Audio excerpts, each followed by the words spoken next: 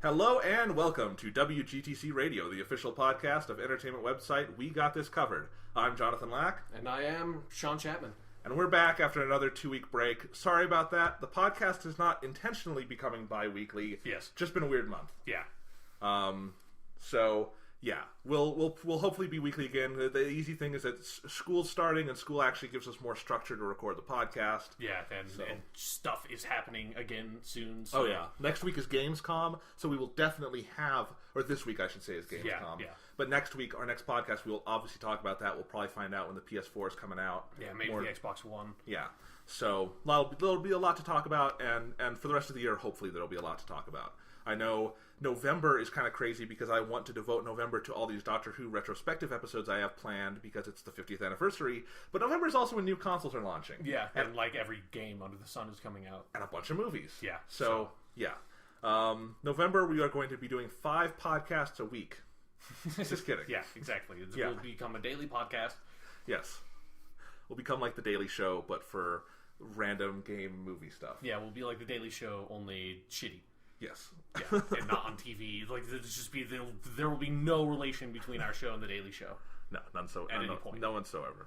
All right, but on the agenda this week, you may remember that Sean and I love this obscure little JRPG series called Persona. Yeah, it comes up every now and then, I think. Yeah. So a couple, like last year, at the end of the year, Sean talked about Persona 4, which he had discovered. Yes, was my 0th best secret game of the year. Yes, which came out in 2008, actually. Yeah. But He discovered it in 2012, though. Then I discovered it because I got a Vita and played Golden. And Sean, you didn't discover it. I told you about it. Right, he told me about it, and on the podcast. And I learned how much I loved it playing it, Golden. And Sean would watch over my shoulder and be like, "Oh fuck, I need to buy a Vita." Yeah. And then he bought a Vita and played Golden. And then we did a big podcast about Persona 4. It was literally 2 podcasts. It was like 7 hours long. We talked about Persona 4: The Golden. Yeah. You can go listen to that if you've played the game. Lots of discussion about a great game there. So hopefully that's fun. Then last month we did our top 10 favorite video games of all time. Yes. And Sean's number 1 was Persona 3, and my number 1 was Persona 4, and I said I hadn't finished Persona 3 yet, but I really wanted to so we could talk about it in greater depth. Yes. Alright, so we're all up to speed. Today we're going to talk... I have no idea what we're talking about anymore. What's Persona? Persona is a offshoot of... Let's not get into that. That is a long discussion, what the fuck Persona is. Right. So, today, our main topic will be, we are going to break down Persona 3. We're going to have a big discussion about that game. Probably the greatest thing ever made. Yes. So, a lot to talk about there. If you haven't played Persona 3, don't worry. The first hour of this podcast, we're going to talk about some other stuff. You can listen to that. Then you can pause the podcast, go play Persona 3, however you want to play it. So, pause the podcast while it takes you like 100 hours to play Persona 3. Yeah. Then come back. And then listen to our Persona 3 discussion. Exactly. All right? The podcast might be paused for a couple of months, but... Yes, it'll be fine. You could also just save the podcast. No, you have to pause it, like, hopefully your computer never, like, reboots or something, so... Yeah. Yeah. All right. Hopefully this podcast will be on the internet long enough for you to finish Persona 3. Okay. Yeah. Now that we've gotten the disclaimers out of the way. Yes. So, other stuff to talk about. There's a little bit of video game news, a couple of stories. We've got some movies to talk about, some TV movie news. So let's just get into it. First, I want to talk about, I've been buying some games recently, just stocking up on some stuff to play until the new consoles come out. And what games have you been buying, Jonathan? Just some random stuff. Like I got Persona 4 Arena because I need to play that now that I finished Persona 3 and 4. Persona 4 the Ultimate in Mayonaka Arena? Yes, and I love that the opening of that game says Persona 4 the Ultimate in Mayonaka Arena. Yeah. For those who don't know, that's the Japanese title for the fighting game sequel to Persona 4 Arena. Yes, so I got that. I got some other things. The Last of Us, which I had borrowed from Sean. Going to finally play multiplayer on that and stuff. But one of the other games that has been on my list of games this year I want to catch up on is the Tomb Raider reboot by Square Enix. Looks really good. I wanted to play it. I was thinking I might just rent it or something because I didn't know if it was a game I wanted to own. But I wound up buying the game, I shit you not, for $1.08 at Target. The 8 cents part is the best part of the whole story. So here's the thing.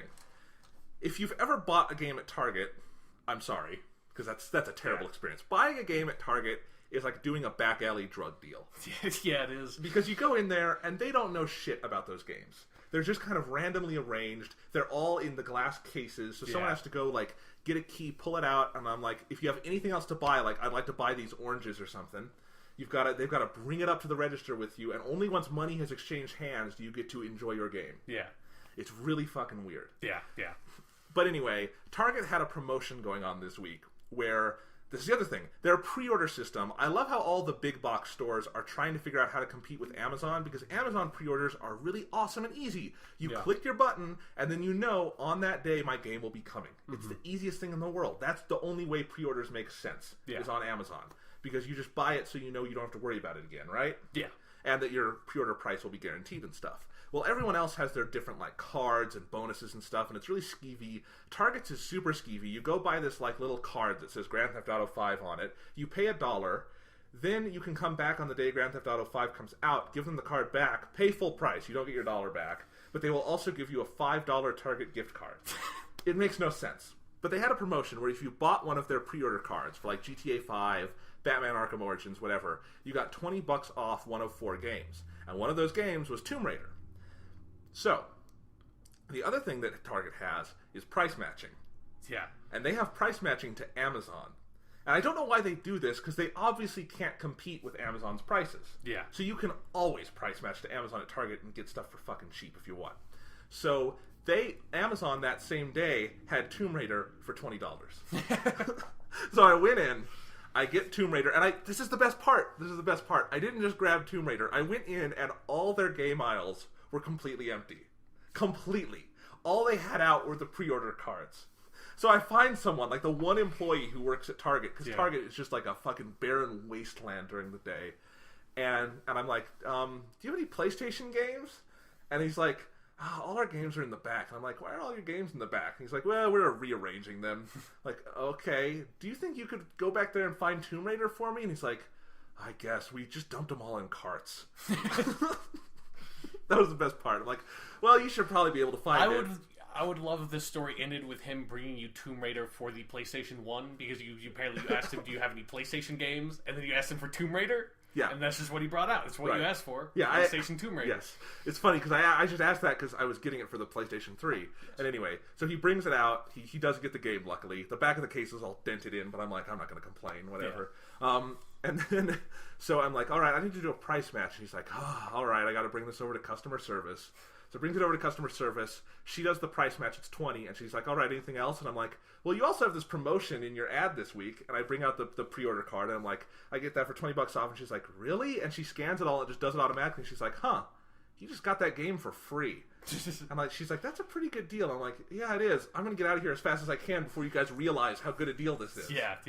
So I get my game, pay my $1.08, throw the pre-order card away because I'm never going to use it.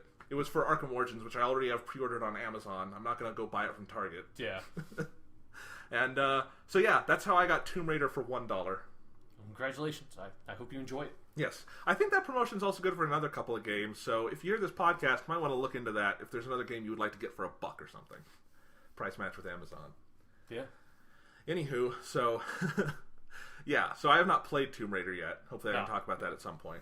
But yeah, it seemed pretty cool. It is definitely a game I've been curious about. I have not ended up playing. Yeah, and it's funny. Again, my plan was I would just go get it from Redbox and play it in a day. That would have cost me $2. Yeah. All right. So what have you got to talk about, Sean? Let's do a little bit of video game. You talk about what games you've played first. Yeah. So I've got a handful of games to talk about, kind of briefly here. I think I'm going to start off with a game. I have been playing Assassin's Creed 3, and for those intrepid listeners of the podcast, may remember that on some episode, I don't even remember what the fuck we were talking about. I don't remember why I was talking about Assassin's Creed. I went through my rant about the Assassin's Creed franchise because I really like the franchise. I think Assassin's Creed 2 is one of my favorite games of the past 7 years, but the franchise pisses me off in a lot of different ways. And if you want to know, go back, find whatever episode that is. Like Assassin's Creed 1, I fucking hate that goddamn game. And Assassin's Creed 3, okay, like the biggest part of this story about why I had not played Assassin's Creed 3 yet, because I had been really excited for it before it came out, was that I played Assassin's Creed Revelations, which was the fourth game in this franchise, because Assassin's Creed 3 is the fifth Assassin's Creed game. That makes fucking sense. But I played Assassin's Creed Revelations, got like 19 hours or whatever it is into that game, experienced a catastrophic glitch that randomly put my game at the very beginning, literally just like left a mission, the game loaded up the opening cutscene, the very first thing you see when you start the game, and the game immediately autosaved, overriding the only save file that you're allowed to have. And so my file for Assassin's Creed Revelations is forever sitting at 1% complete and 19 hours played, if you just look at the profile. So, and I kind of got really pissed off about that, because That's an understatement? Yeah, because I was enjoying that game. I put a huge amount of time into it, because I had done all the side shit, too. Because it's like, when I play most games nowadays, like, I tend to just do everything there is in the game. And so it completely fucked me. But for like certain circumstances, I ended up being able to see the ending of Assassin's Creed Revelations played before my eyes, because I was with someone and they were playing it, and I was like, "Holy shit, this is the end of the game!" I saw the end of the game, and then quickly soon after that, Xbox Live had a sale about like with a bunch of different titles, and I picked up a few different things, and one of them was Assassin's Creed 3 for like $10 or $15, and I was like, "Well, I saw the end for Revelations." The ending was basically what I expected the end for Revelations to be, but whatever. Like, it wasn't a great ending, but it was kind of interesting, and I want to play Assassin's Creed 3, even though some people on the internet did not like it. So I picked it up because it was super cheap, and I've been playing it. And Assassin's Creed 3, there's just a couple of things to say about it. One is that it is the best playing Assassin's Creed title by far, in terms of how it controls, particularly the combat, way better than the combat has ever been.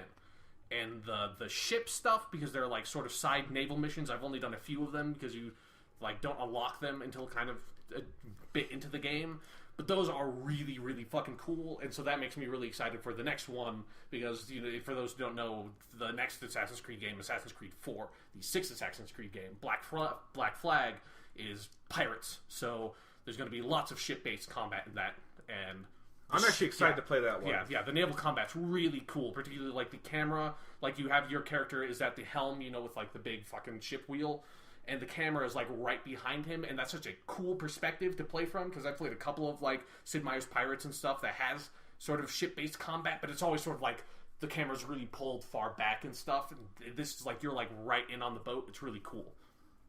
The other thing about Assassin's Creed 3 is that I completely 100% understand why a bunch of people really fucking hate this game, because this game does not... You don't put on the assassin's hoods, like, you don't start the game proper until like 5 or 6 hours in. Jesus Christ. It takes fucking forever. Like, it takes so long for the game to just fucking start, because you start off playing the game...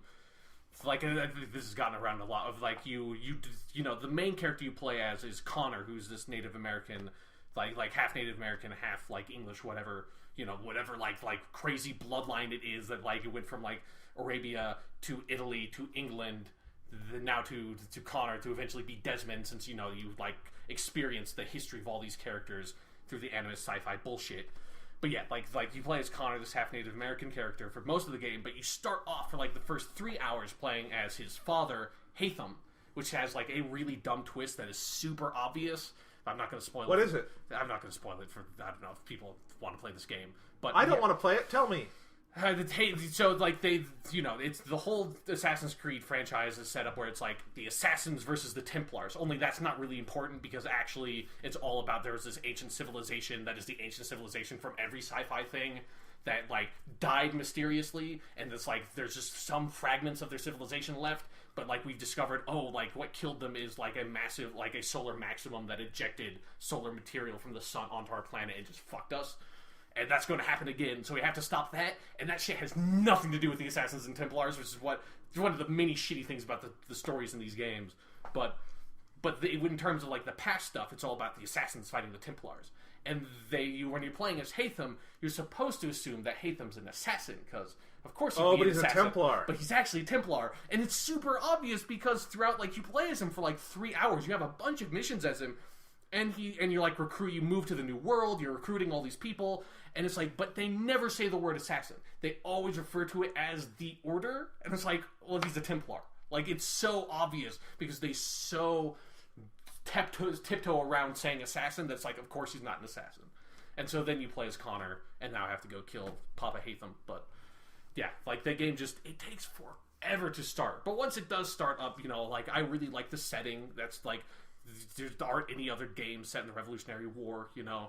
The combat's really fun. That's like like, I'm still not, you know, I've played the game for probably like 6 hours now, and the Revolutionary War has not started yet. It's 1775, so we're like almost there.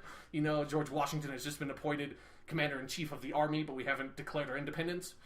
But yeah, it's a cool game, and if you can get it for cheap, like, yeah, like, I'm probably not going to end up doing absolutely everything in this game, because the other part of that kind of sucks is it feels like all the side stuff doesn't mesh as well. Like, it doesn't, like, feel like the game really incentivizes you to, like, take advantage of all the hunting missions and stuff in the way the older games did. But do you think this one lives up to 2, or is it still lesser than that? I think it's probably, even though it plays better, I'd probably say it's still a worse game. Like, I haven't finished it yet, obviously, but I'd still say it's probably a worse game than 2, just because Assassin's Creed 3 has just awful pacing, and that's its biggest flaw, is its pacing sucks. But, you know, like, I certainly don't think it's a bad game by any stretch of the imagination. I'd probably say it's actually better than Revelations, and that's even ignoring that Revelations just completely fucked me. Yeah. So yeah, Assassin's Creed 3. Now, what if Assassin's Creed 3 fucks you also? Will you finally be done with the franchise if it does the same thing? I want to say, like, I said I was done with the franchise before, and this is why, and I'm pretty sure I said this when I did that podcast of, like, I said I'm not going to do it, but I know whatever happens, I will somehow get drawn back into the franchise, because I've given up on it multiple times. Yeah. And somehow I'm gonna still keep on wanting to play it. Yeah, I'm going to pick it up with 4, because there's too many games now in the backlog that I feel like I don't want to start at the beginning. But 4 will be out on, like, you don't want to start at the beginning. No. Trust me, God, fucking Assassin's Creed 1. But, you know, Assassin's Creed 4 will be out on the PlayStation 4. It'll probably be a cool use of, you know, it'll be fun to play on a next-gen console. So. And I don't know how the story ends, obviously, in 3, but I have a feeling that probably 4 is going to be a good place to pick up, because it feels like 3 is building to some sort of conclusion for, like, these the trilogy of 5 games. Assassin's Creed 1, 2. They're doing the Douglas Adams thing. It's a trilogy in 5 parts. Yeah, exactly. And then Assassin's Creed 4, the dude you play as is the father of the guy you play as in this game. So he's Hatham's papa. What the fuck? Exactly. I don't know. Like, this is it's the one entry in the franchise where you actually go backwards in time. So okay. Well, so cool. That probably means it's a good spot to pick up. I don't know. Yeah. Then go back and play 3, then 2. Yeah, exactly. Like there you go. Okay. Figured it out. Which ones is Kristen Bell in? She's in 1, 2, and Brotherhood. Okay. Yeah. Fuck it. This is a spoiler. Kristen Bell gets killed at the end of Brotherhood, and it's so dumb. They just waste that character so hard. She had so much potential, and it's just like, nope, fuck it. We're just gonna kill her. I don't think it was because, like, Kristen Bell didn't want to do the games anymore either. Yeah. Like, I feel like I've read interviews with her where she's like, no, I really like doing those. I don't know why they killed off my... Maybe Kristen Bell's actually, like, secretly really hard to work with or something. I have no idea. She seems like she's one of the easiest people to work with. I would think so too, but they just killed her character. Like, it felt like when you're watching a TV show and a character gets killed off because the actor doesn't want to be on the TV show anymore. That's what it feels like at the end of Brotherhood, why they kill her character off. Okay. Well, she's got Kickstarter money now, Sean. Exactly. She doesn't need video games. Yeah, they're going to make that Veronica Mars video game. Yeah. Probably. They're going to kickstart it. Yeah. It'll be a side-scrolling beat-em-up. It'll probably be a retro side-scrolling beat-em-up. Or, this would actually be great, they get Rockstar to make it in the vein of L.A. Noire. Yes. We finally have another game that utilizes that technology, the face capture technology that has not been used for anything else since. It would work for Veronica Mars. It would just be set at a high school now instead of, like, gritty LA setting. Yeah, exactly. Yeah. Okay, so that's the first game I've played. Let's move on to... These are 2 indie games. And the first one is Papers, Please, and I haven't actually finished this game yet, but for those who are not in the know, Papers, Please, it came out a while ago as a, like, demo version that I played, and then now, like, the official release just came out, and it is available on both PC and Mac. So, Jonathan, if you're interested, you can... pick it awesome. Up. I think it's only like $10, and it's basically the premise of the game. It's really interesting. Is it's set in the Cold War era, but you're like in this sort of like fictional version of the Eastern Bloc where you're working like you are the dude who like checks people's passports when they're trying to get into your fake like oppressive communist country. And so you, like, the whole gameplay is you're sort of sitting at this desk and, like, people come up to you, they hand you their papers, and you have to check to see if there are any discrepancies. Like, oh, your photo doesn't match, or this is out of date and stuff, and, like, either, like, give people entry into the country or deny them entry. And it's super, super interesting because, like, it just, you know, no other game has that kind of setting and that kind of mechanic. And it just, you also have like a family that you have to take care of. So like every single person you process correctly, you get a certain amount of money for.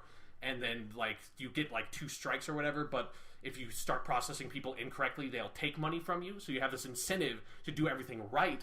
But there are certain instances where it's like, if this person is like this person has come up to me and said like, hey, like my wife is right behind me in line. Like, here's my papers. So it's like, okay, you're good. Like, just move through. And then his wife comes up and it's like, you don't even have you just have a passport. You need an entry permit too. You just don't even have an entry permit. And she's like, well, I can't. They would not give me one. So it's like, well, I can either let this dude's wife through or fuck you, bitch. Like, get out of here. I've got people to process. I've got a family to feed. You're not my goddamn responsibility. What are you doing coming up to here without the proper papers? Get the fuck out of here. You're lucky I don't have the guards take you and beat you in the back. Because the guards give you extra money if you detain people. Because they get extra money if they detain people. So this is a RPG with some big moral dilemmas, it sounds like. It is honestly, it is one of the most morally complex games I've ever played. Because it like gives you this intimate insight into into why bureaucracy is as fucked up as it is and why nobody can stop it is because you have no power to stop it. So it's like, even if you want to help these people in sort of like, you know, like do your one little part about like, hey, like this dude seems okay, like I'm gonna let him through even though he doesn't have the right papers, like he really needs to get in here. Or it's like, this guy, you know, is smuggling medicine, but like I'm supposed to just deny anyone who's smuggling anything. So it's like, you know, you have all these complex responsibilities, but it's like, if I fuck this up, like my family's not going to get to get fed. They're all going to die. Like, this is like, I have my responsibilities to take care of. These people are not my responsibility.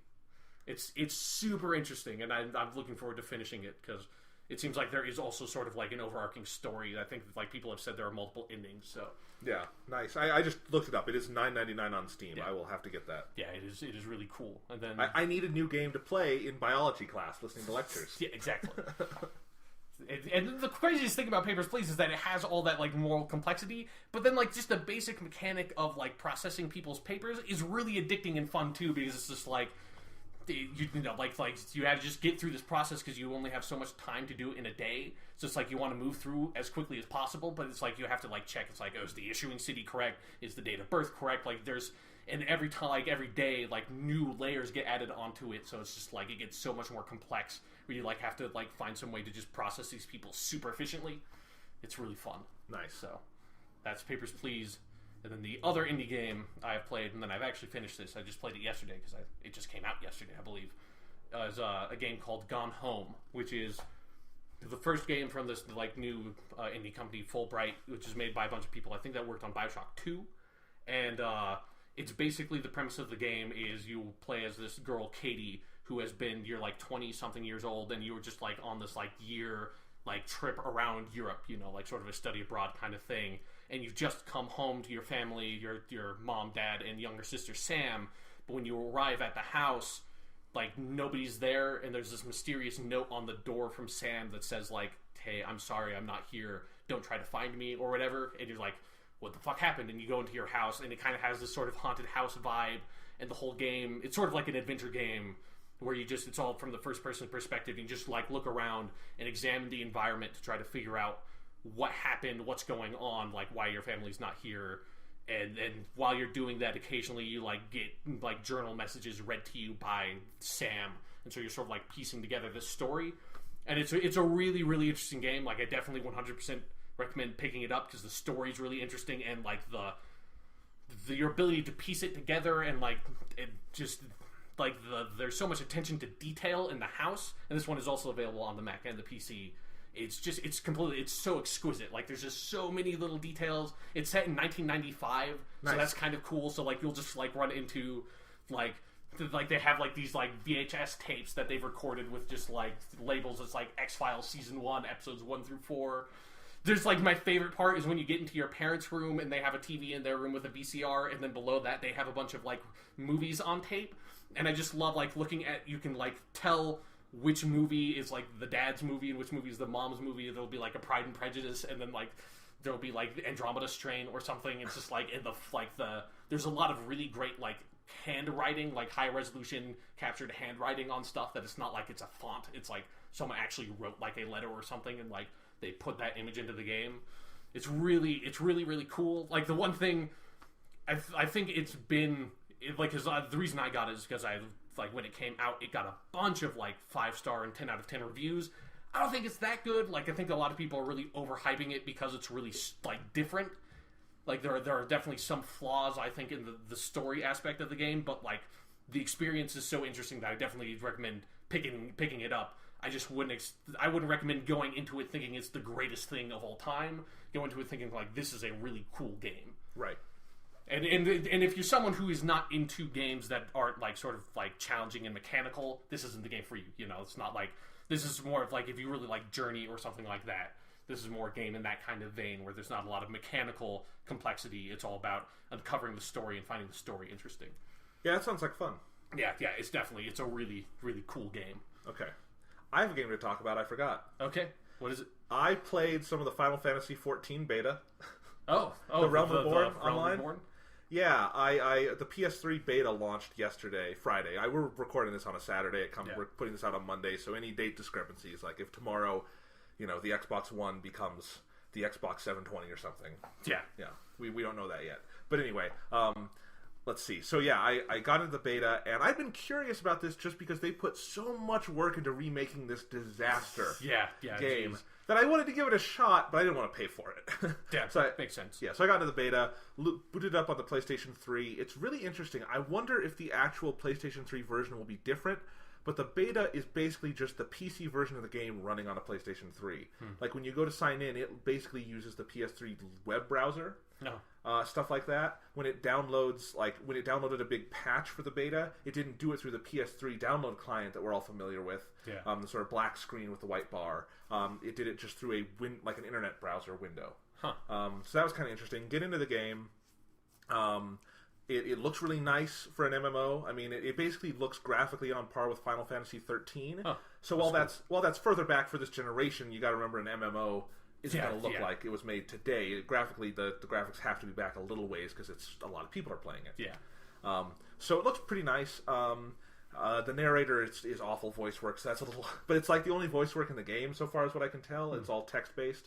They didn't go the Old Republic route and have everybody voice. And have just like reams of voice acting. Yeah. Which, fair enough. I would not envy anyone because they would have to do that of doing all that. And they would have to do that in English and Japanese for this. Oh, that's true. Yeah.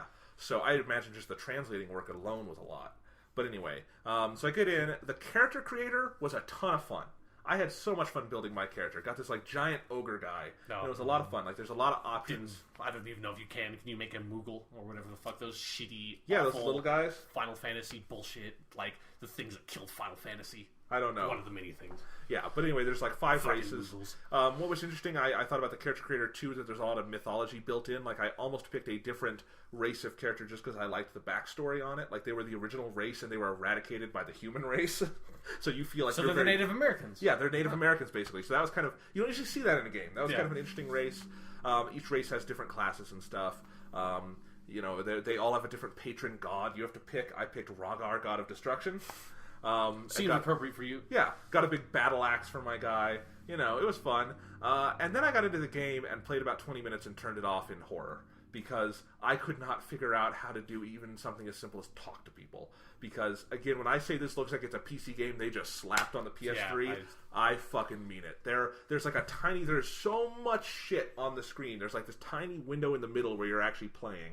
And there's just all sorts of text and stuff and different battle commands and just everywhere. And then on the PS3 controller, because obviously a PS3 controller does not have as many buttons as a keyboard. Yeah. Like every button has to do 8 different things or more. Like all your R buttons, R1 and 2, are like hotkeys, or not hotkeys. They bring up your hotkey bar or something.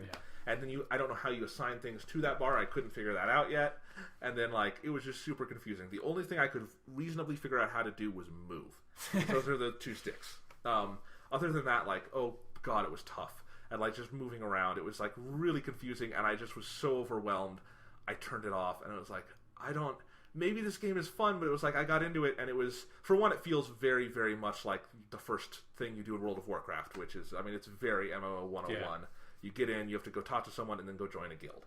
And I don't know, there was just, and then the dialogue was, like, really, really kind of cheesy and corny, and I feel like I've seen better writing in Final Fantasy. Final Fantasy, to me, can be obviously cheesy and hammy, but I also think but I also think the writing can be very good. Even Final Fantasy 13 gets shit on a lot, but it's got some very good writing in it, and some very awful writing, but this so far was just kind of, there wasn't any hook to it once I started playing, and I couldn't quite figure things out, so, a little weird. I maybe will go back in, but, and see if I can get more of a handle on it, but I would also be interested to know if the actual version that is shipping for PS3 is more optimized. Yeah, because from what you describe, it does sound like they just took the PC interface and were like, oh, like adapting all this shit to a controller would be hard work, so let's not. Yeah.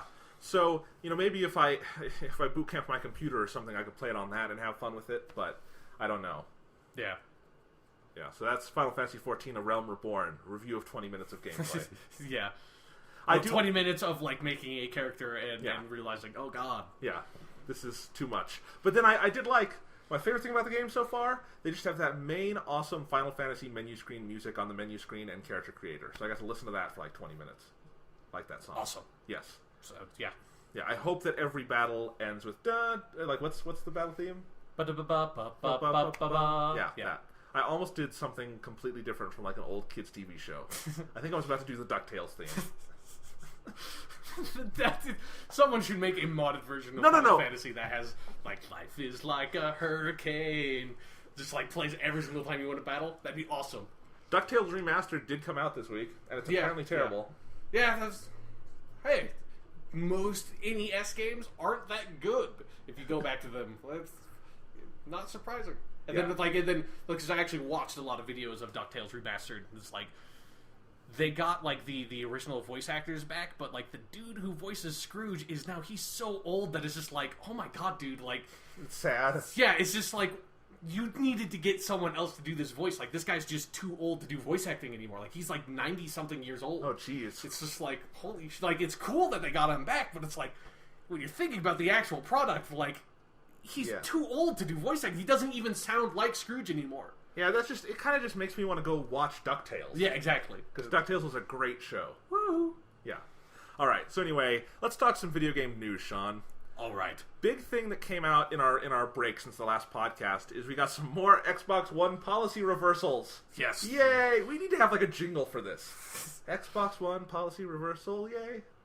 That's a great jingle. I think we should sell that. I'm not a musician. Yeah, that's obviously true. You're the one who plays guitar. Get out your guitar and play a jingle for us. I don't have my guitar with me right now, so unfortunately that is impossible. Yes, all right. In the last 2 weeks sometime, they announced that the Xbox One will actually, again, contrary to everything they had told you before, will not require you to have your Kinect on or even plugged in. Yeah, that's the big thing, is that you don't have to have to have the Kinect plugged in for the machine to work. Which they had said multiple times before, that you had to have the Kinect plugged in for the machine to work. And then they rolled that back a little bit, and they said, you can at least turn the mic off. Yeah, you can there will be settings to turn everything off, but you'll still have to have the thing plugged in. And then it's like, well, no, fuck it. Like, you don't, if you want to, you could just take this thing out back and smash it with a sledgehammer as soon as you get your Xbox One if you want to, because you don't need it. Yeah. So, what the fuck is going on? I don't... They have rolled back everything. The last thing they have to roll back is the name. Yeah, that's it. Exactly. The last dumb thing they did. They got to get rid of the name. Yeah, they have to get rid of the name, and then they have to lower the price and not ship. They just have to not even have a Kinect version of the fucking console anymore. Right. Like, it's going so far. It's so ridiculous. It's so ridiculous that it's just like they're reversing everything about the console that made it in any way distinct for the PS4. Yeah. It's just like, it's really... Like, in this one, this piece of news I'm actually kind of disappointed by, because, I wasn't going to get an Xbox One, so the Kinect being annoying would not have affected me in any way. But like, I liked the idea that if it had to be plugged in, that meant that developers knew that it was going to be there. Like, 100% of the time for everyone playing the game. It would have to be there. And that would incentivize them to make Kinect games, to like, put Kinect features in games that they had already made and stuff like that, and take advantage of that hardware. And I don't know if that would have led anywhere good, but it could have. And so now that is like, you know, there's probably going to be a bunch of people now that aren't even going to have their Kinects plugged in because they don't give a shit about it, and they don't want that taking up any space. So they're just going to, like, pull it out and put it in a cupboard somewhere and never look at it again. And if enough people do that, then, like, nobody's going to put Kinect features in their games, which means the Kinect is just going to be completely useless and pointless again. Like it is now, yeah. Yeah, and so that kind of sucks because it's like, you know, I don't think there would have been, like, anything revolutionary or awesome to come out of it necessarily, but the potential was there, and like I said, it wouldn't have affected me if, like, a bunch of shitty stuff came out from it, because I'm just going to get a PS4. So, yeah, I think this was a dumb move, honestly, by Microsoft, because it was like, that was the one, like, potentially cool thing about their console to most people, is just like, that had potential. That could have been cool. We haven't gotten our hands on the new Kinect yet. We don't know how well it actually works, like, if it works in as, like, many different situations as they claim it does. So we have no idea if and maybe this, you know, maybe the new Kinect will be awesome enough that this won't really affect it, but I don't know. Yeah, I mean, people will at least have it. So, like, if a game has to have it, you could go dig it up out of your cupboard. As of now. Like, again, this feels like it is still technically plausible that they will now come out with a Kinectless version. Whereas before, I would have thought that there's no goddamn way that would ever happen. Now I'm not so confident on that. Like, I think it is totally possible that they might ship a Kinectless version and shave off the price to be $400 or lower. Yeah. And who knows? I don't get this anymore because it's so weird because they started out with this horrible set of announcements that was targeting, basically with the live TV and stuff, they were just targeting sort of the casual demo. Yeah. They saw that the casual demo didn't give a shit and the hardcore demo just ate them alive. Yeah. So they then tried to go for the hardcore demo by, like, rolling back all of their decisions, all of their announcements, and now I don't know who they're targeting at. I don't know what their message is. I don't know what their audience is. I don't know what the Xbox One is supposed to be. I can't even keep straight what all the policies are. I did, like, I'm with you, like, when I'm thinking about it, I'm someone who keeps up with this stuff as much as I possibly can. I even find myself sometimes being like, is it like, wait, do you, like, have to install games? Like, I don't even fucking remember anymore. And they had another thing when they announced Pretty sure you still do. But yeah. When they announced this, they had a bunch of other press materials come out, including, like, how game sharing works. I didn't understand a word of that press release. I'm pretty sure it's basically how it works now, is from what I could tell. But it's just so weird. It's like your account is tied to your console, but your console isn't tied to your account. It's like, it was like all this weird stuff, and like, nothing they do makes sense anymore because it's like The Boy Who Cried Wolf. At a certain point, I don't care and I don't believe you guys. Yeah, it's definitely, and it's so weird because they started out with so much confidence too. Like when they came out, they were like, you know, I think it was like false confidence and excessive confidence, but they definitely was a sense of like, we know what the fuck we're doing. We even though if you guys don't know that you want it, we know what you want. You want live TV. You want the goddamn NFL. That is what the future is. And now they're just like, no. What do you guys want? Yeah, we'll put it in. What do you guys want? You want a white Xbox One? We'll give you a white Xbox One. You want a blue one? What do you want? Give us your money. Yeah, do you want us to put a touchpad on the controller? Sony's doing it. We can do it too, maybe. Because there's a touchpads on the thumbsticks. We'll one up them. The whole controller is a touchpad. Yeah. It's so weird. And again, I just don't know what their message is, what their marketing. Nothing of it makes sense. It's gonna come in. It feels like it's gonna come in just wrapped in duct tape and just fucked up and just. Yeah, it's just like they've definitely changed so much about the console from when we first heard about it that it's like at some point it's like.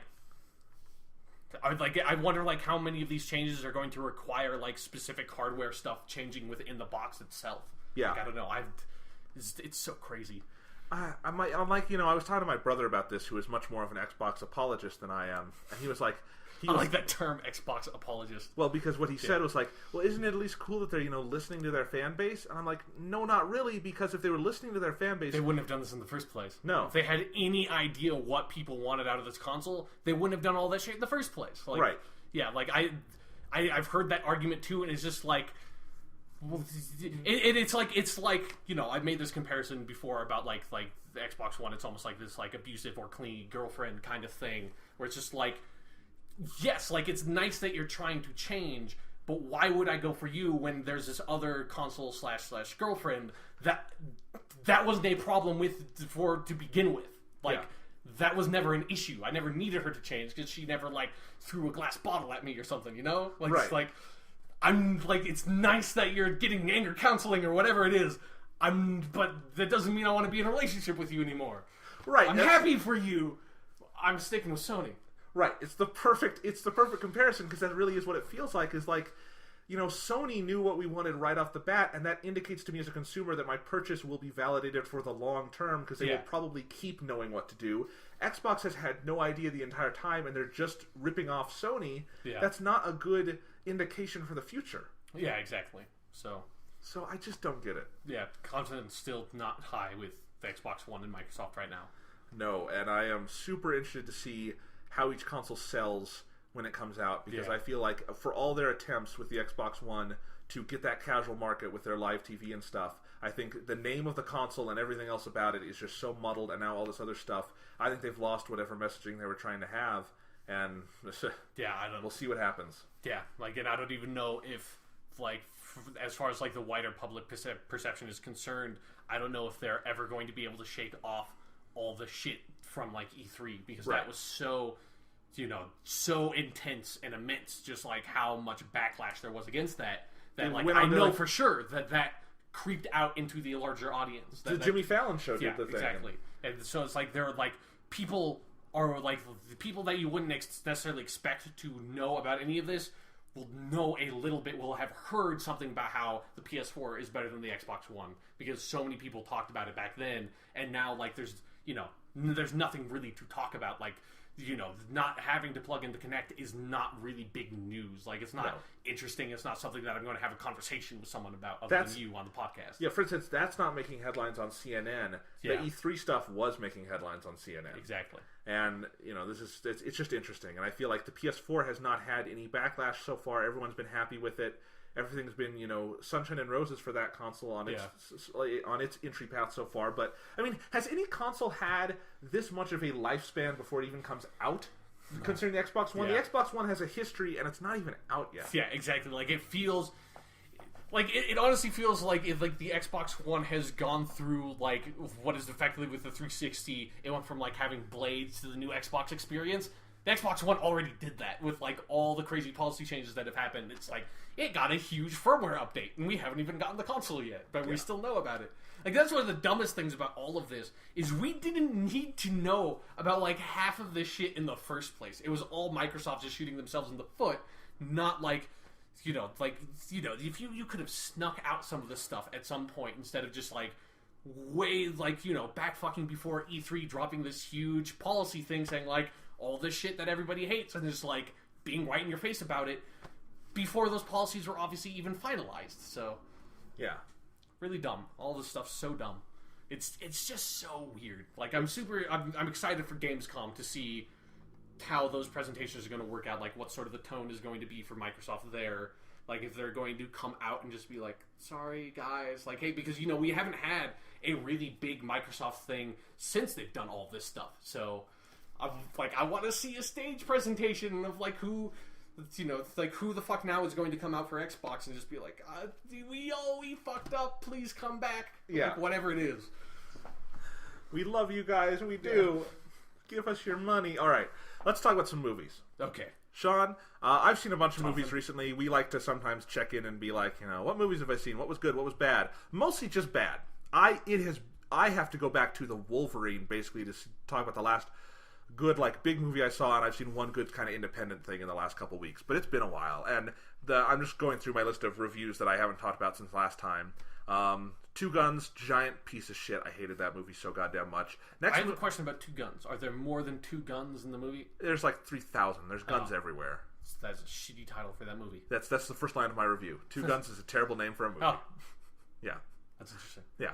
So, next movie I saw was Elysium, and you saw this too, Sean. Yes, I saw it like a week ago. Because we're Neil Blomkamp fans from District 9. Yeah, District 9 was cool. Great movie. Elysium, not so great. I didn't think so. I was very I thought it had some really good things. Visually, it's fantastic.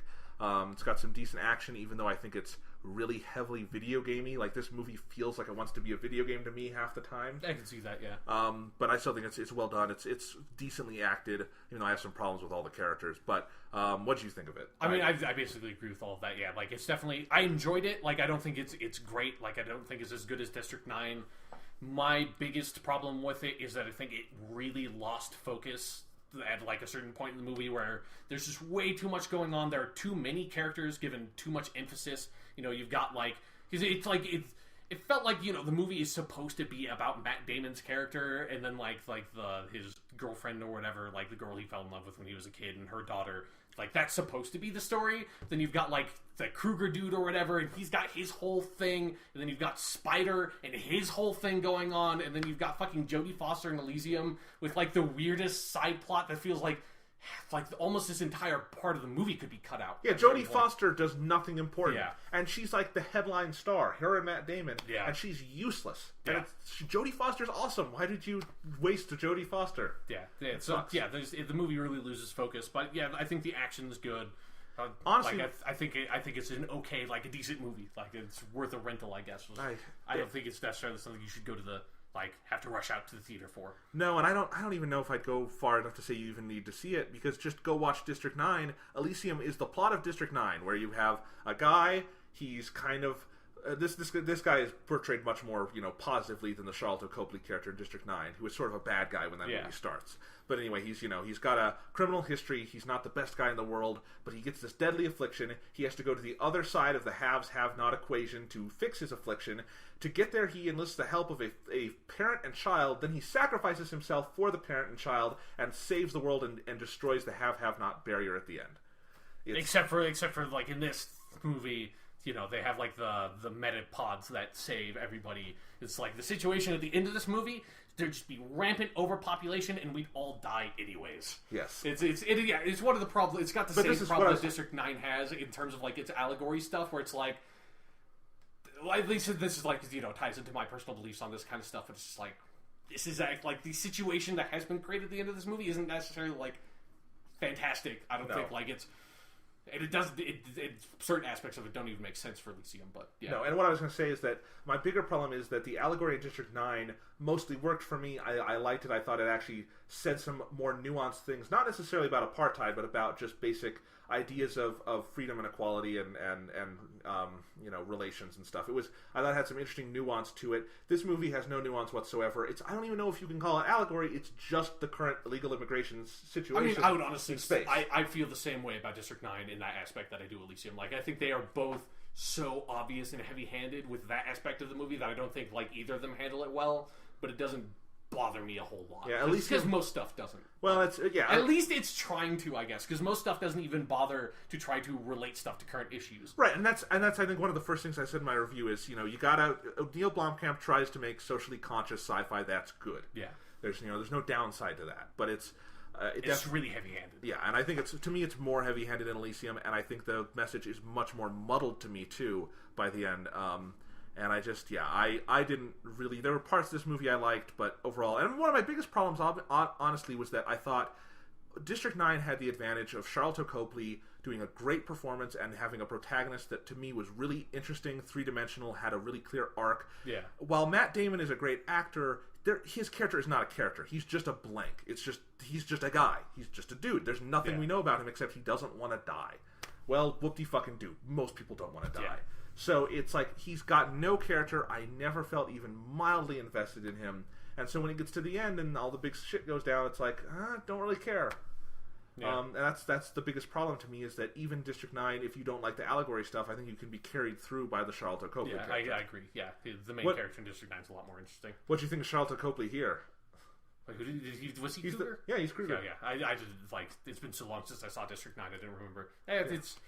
I thought his character just got really weird at some point. Like, he started off and like, this guy's kind of cool, and then it's like, what the fuck? Like, like he just became really cartoonishly psychotic at some point, where it's just like I couldn't even really believe his character anymore. But yeah, I mean, at the point where he just wants to take over Elysium because he can, it made no sense.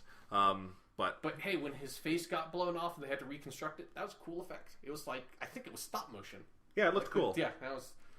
So there we go. That was awesome. I like that effect. Even though I thought that it was stupid, because if the pods can do anything, then humanity would be immortal, and it would just be, yeah.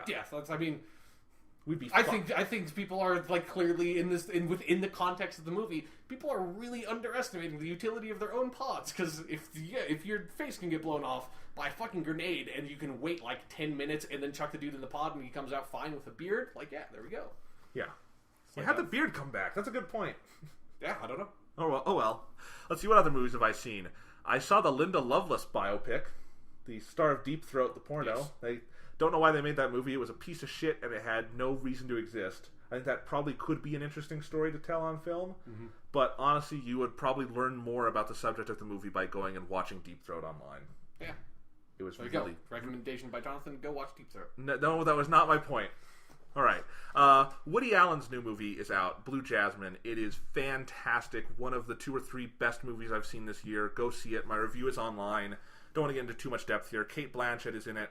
I would say put money on her to win the Oscar. Not just is it a great performance, but it's a really big performance. So I think, they're going to like that. And people in Woody Allen movies, if Woody Allen movies do well, and this movie's been doing very well in limited release, they tend to win a lot of Oscars. So that'll be interesting if you're interested in that. But it's Blue Jasmine, really, really good movie. One of Woody Allen's best of the last probably 10 years. That and Midnight in Paris for me are my 2 favorites of his latter day period. So that was really, really good. Kick-Ass 2 was pretty bad. No, that's unfortunate. Yeah, did you? What were your thoughts on Kick-Ass 1? I liked it. Like, I didn't. There were some people I know who really, really, really liked it, and I thought it was a fun movie with a cool premise. Yeah.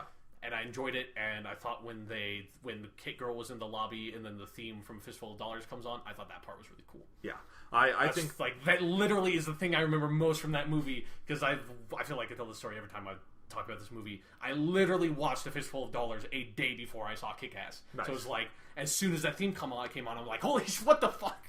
Like, why is this that's such a weird musical theme to just pull out of nowhere? Because it's not like the Good, the Bad, the Ugly theme where it's really iconic either.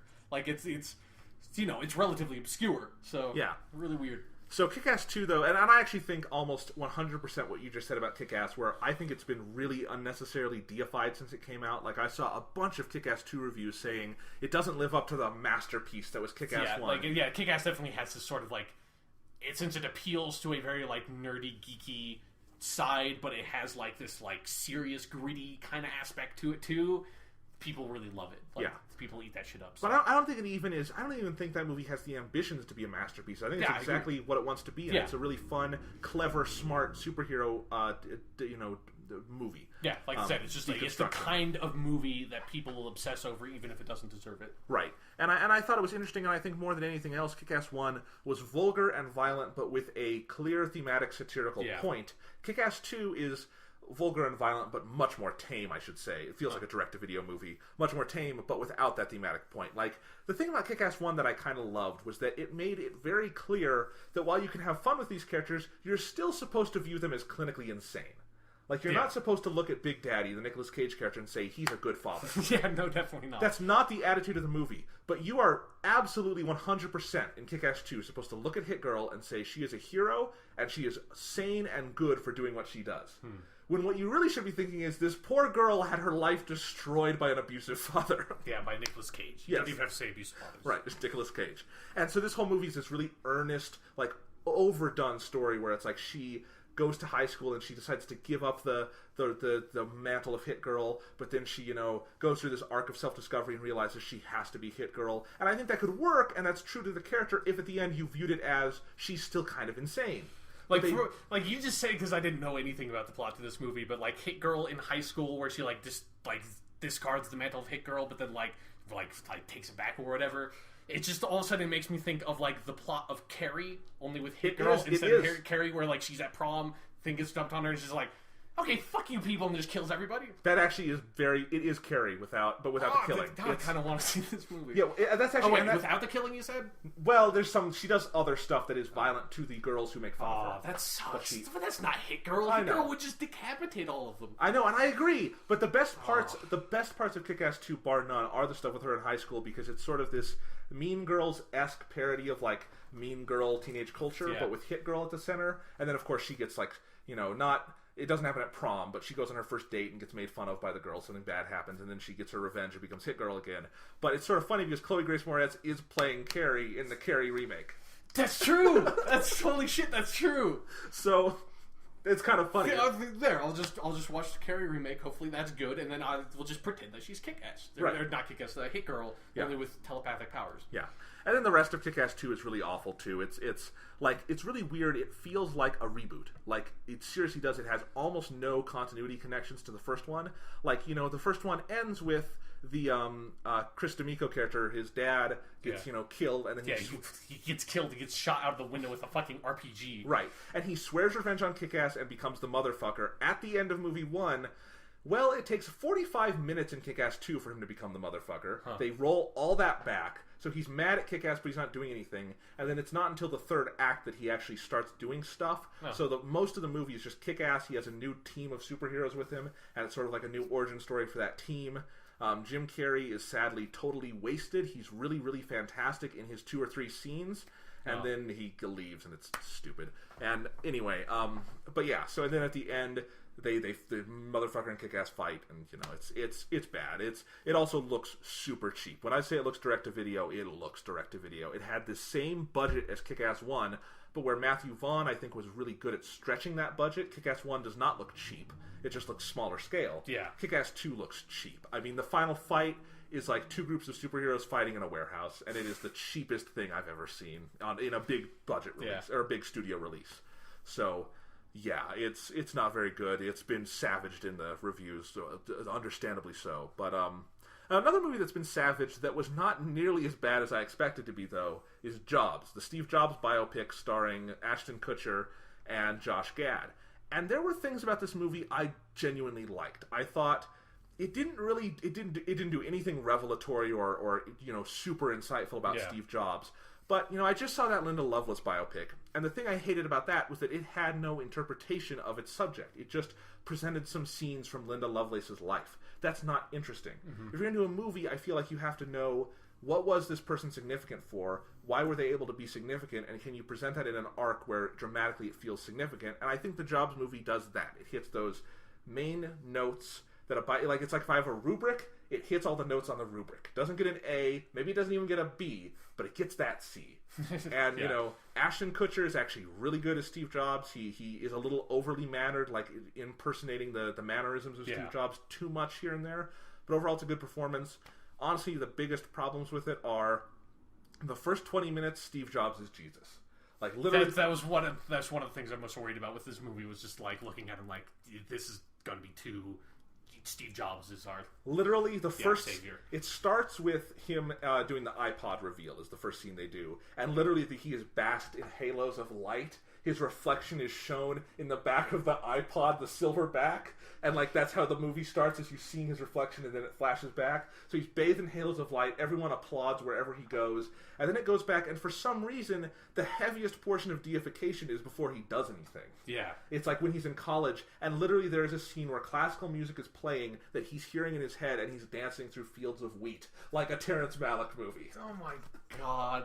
But then they scale that back, and then they do a much more nuanced, he's a dick sometimes. They show his strengths and weaknesses. Not as much as they should. They really needed to go further in depth, for instance, on him abandoning his daughter and pretending she wasn't his daughter, that whole thing. Yeah. And some of the other stuff. But overall, the arc is that he's a guy who has a lot of skills, but he needs to learn how to be a better people person, basically, before he can implement them. And so it ends at the point where he comes back to Apple and has become a much better leader and manager, and that's when Apple takes off in 1996. Mm-hmm. So it's an okay arc. The ending needs some work also, but it's just kind of funny. My biggest complaint, though, is that, good God, they hated Steve Wozniak. Oh, no! How can you hate the Woz? He's the Woz! And I shouldn't say hate, but good God, he is just a funny fat person in this movie. That was the other thing. This is the two things I was worried about why I didn't want to see this movie, because I knew it was going to glorify Steve Jobs to the point where he's Jesus.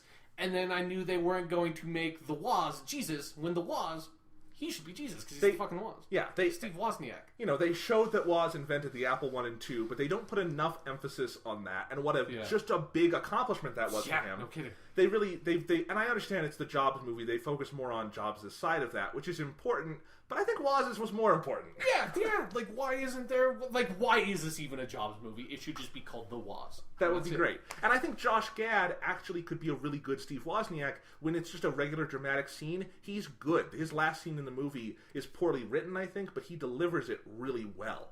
But then there's so many jokes where, like, he's eating a burrito and drops it on himself, or he, like, trips and falls. It's like he's so many fat jokes, and it's like, why do you do that? This is one of the tech giants. It's his name is Wozniak. How can you not love him? I know. He's such a smart, thoughtful guy. When you hear him talk, it's like, I don't know why they decided he's going to be the funny, fat comic relief for half the movie. So that was kind of annoying.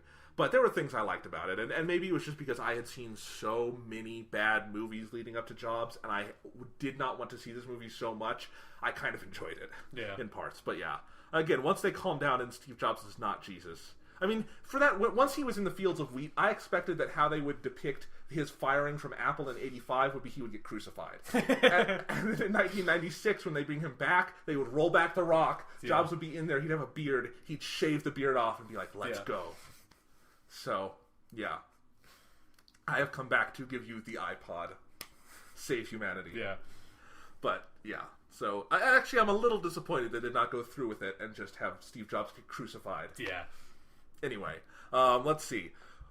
Last bit of news I want to talk about before we get into Persona 3 stuff is we have a little more confirmation on when we might see Series 8 of Doctor Who. Jenna Coleman was talking to Zap To It. There was an interview, and she confirmed they are not shooting Series 8 until January. So all our hopes of seeing Series 8 in March dashed. It'll be a long time before we see the 8th Doctor, and I am guessing they are doing the same thing they did last year, where they're going to have a split, Christmas special split, because it can't premiere until August at the earliest at this point. If they're shooting in January, it usually takes them 8 to 9 months to do a season of Doctor Who, and they typically have it in the can before they start airing. So, disappointing. And who knows? Maybe Peter Capaldi's schedule wouldn't allow him to shoot any earlier, and if that's the case, it's fine. It's not like this is a crisis. No. It's a bummer because it'll have been... We'll be waiting for the new Doctor for so long at that point. And I think it was kind of fun back in the day when you weren't around for this because you weren't caught up yet, but I got caught up right around the time David Tennant left. I saw that episode just a couple weeks after it aired. And then it was, that aired January 1st. Matt Smith was coming in March. Made it really nice and easy. The transition was really good. And now we'll have one episode in November, another in December, and it'll be like the 12th Doctor will return in about a year. We'll get like that, like whatever, like 2-minute scene at the very end of the Christmas special where Peter Capaldi has just regenerated, and then we have to wait a year basically. So and the other rumors that it'll be 12 episodes, which indicates that what they'll be doing is the 13th will be the Christmas special, and probably they will do the same thing of it airing in the middle. And I want them to stop that. Because you just can't build momentum that way. And maybe, it'll certainly work better if they have one companion. It's not going... It'll just be a little bit annoying, but I don't think it'll... one of the problems with how they did it this time is that with that split with, Amy and Rory and everything, is that this season is just weak no matter how you watch it. Whereas if, they did that split with Series 8, that's just really frustrating as you're watching it airing. Whereas hopefully that would mean, hey, when everything's said and done, if you watch them, a marathon, the season box set, it would probably work just fine. Right. That's how Series 6 works. So, oh well. That was just a little disappointing. We said we'd keep you updated on that last time we talked about this. So, let's finish that. Let's talk some Persona. Before we get into Persona 3, you had a small bit of Persona news to talk about. This is just recently broke out of Japan a couple of days ago. Breaking news! Yes, breaking news! Honestly, not a lot of Western sites are reporting on this because it's kind of confusing how you would even report this. But okay, let's roll it back so we can all be on the same page here. So Persona 4, the Ultimate in Mayanaka Arena, the Japanese title, it's a game made by Arc System Works, which is a big Japanese fighting game developer for really crazy 2D fighters. I'll just call it Persona 4 Arena. Persona 4 Arena is basically a sequel to Persona 4. It takes place like a couple of months afterwards. Has all the returning like main characters from Persona 4, but then also introduces a bunch of the Persona 3 casts like the Akihiko, Mitsuru, Aigis, Elizabeth. They all pop up, like Fuka has a cameo, and they're all characters that you can play as, and it's the first time there's been a like real crossover between those characters in the Persona series, and Persona 4 Arena sort of sets up some sequel stuff. But when it was originally made, because arcades are still kind of a thing in Japan, it was an arcade fighting game. And so, that came out in Japan, and then eventually they made a home console version, that got ported over here, and then, like, it took fucking, like, I think just, like, last month, it finally made it to Europe because of crazy licensing shit. So that's what Persona 4 Arena was. And so now we've seen what might be a sequel. What once I lay out all the information, I'll tell you what I suspect it is based on what I've been able to parse out. We've seen there are location tests, which is like, basically almost kind of like beta versions of arcade cabinets being put out in Akihabara in Japan that are for what is effectively like a new Persona 4 Arena game. And there's now 2 new characters, which are Junpei and Yukari, who are the 2 other most significant main characters from Persona 3 that did not feature in Persona 4 Arena. Where's Koromaru? Well, yeah, that's one of the things I was thinking about. I'm like, how the fuck would you implement Koromaru? Because he's a little dog, so... I mean, I think it would be awesome if Koromaru came back and all of a sudden he was like a giant wolf. Yes. Because it like takes place several years after Persona 3. But so the location tests have 2 new characters. It's got 1 new stage that I'll tell you about in a little bit that for people who are fans of Persona 3 and 4 is kind of crazy. And then there's like a whole huge suite of changes to the existing characters, and all the existing characters return because we've seen the character select screen. And like just there are some minor balance changes, like everyone's auto combo, which is basically mash on the X button, it just like does a long combo string. All of those are different for all the characters.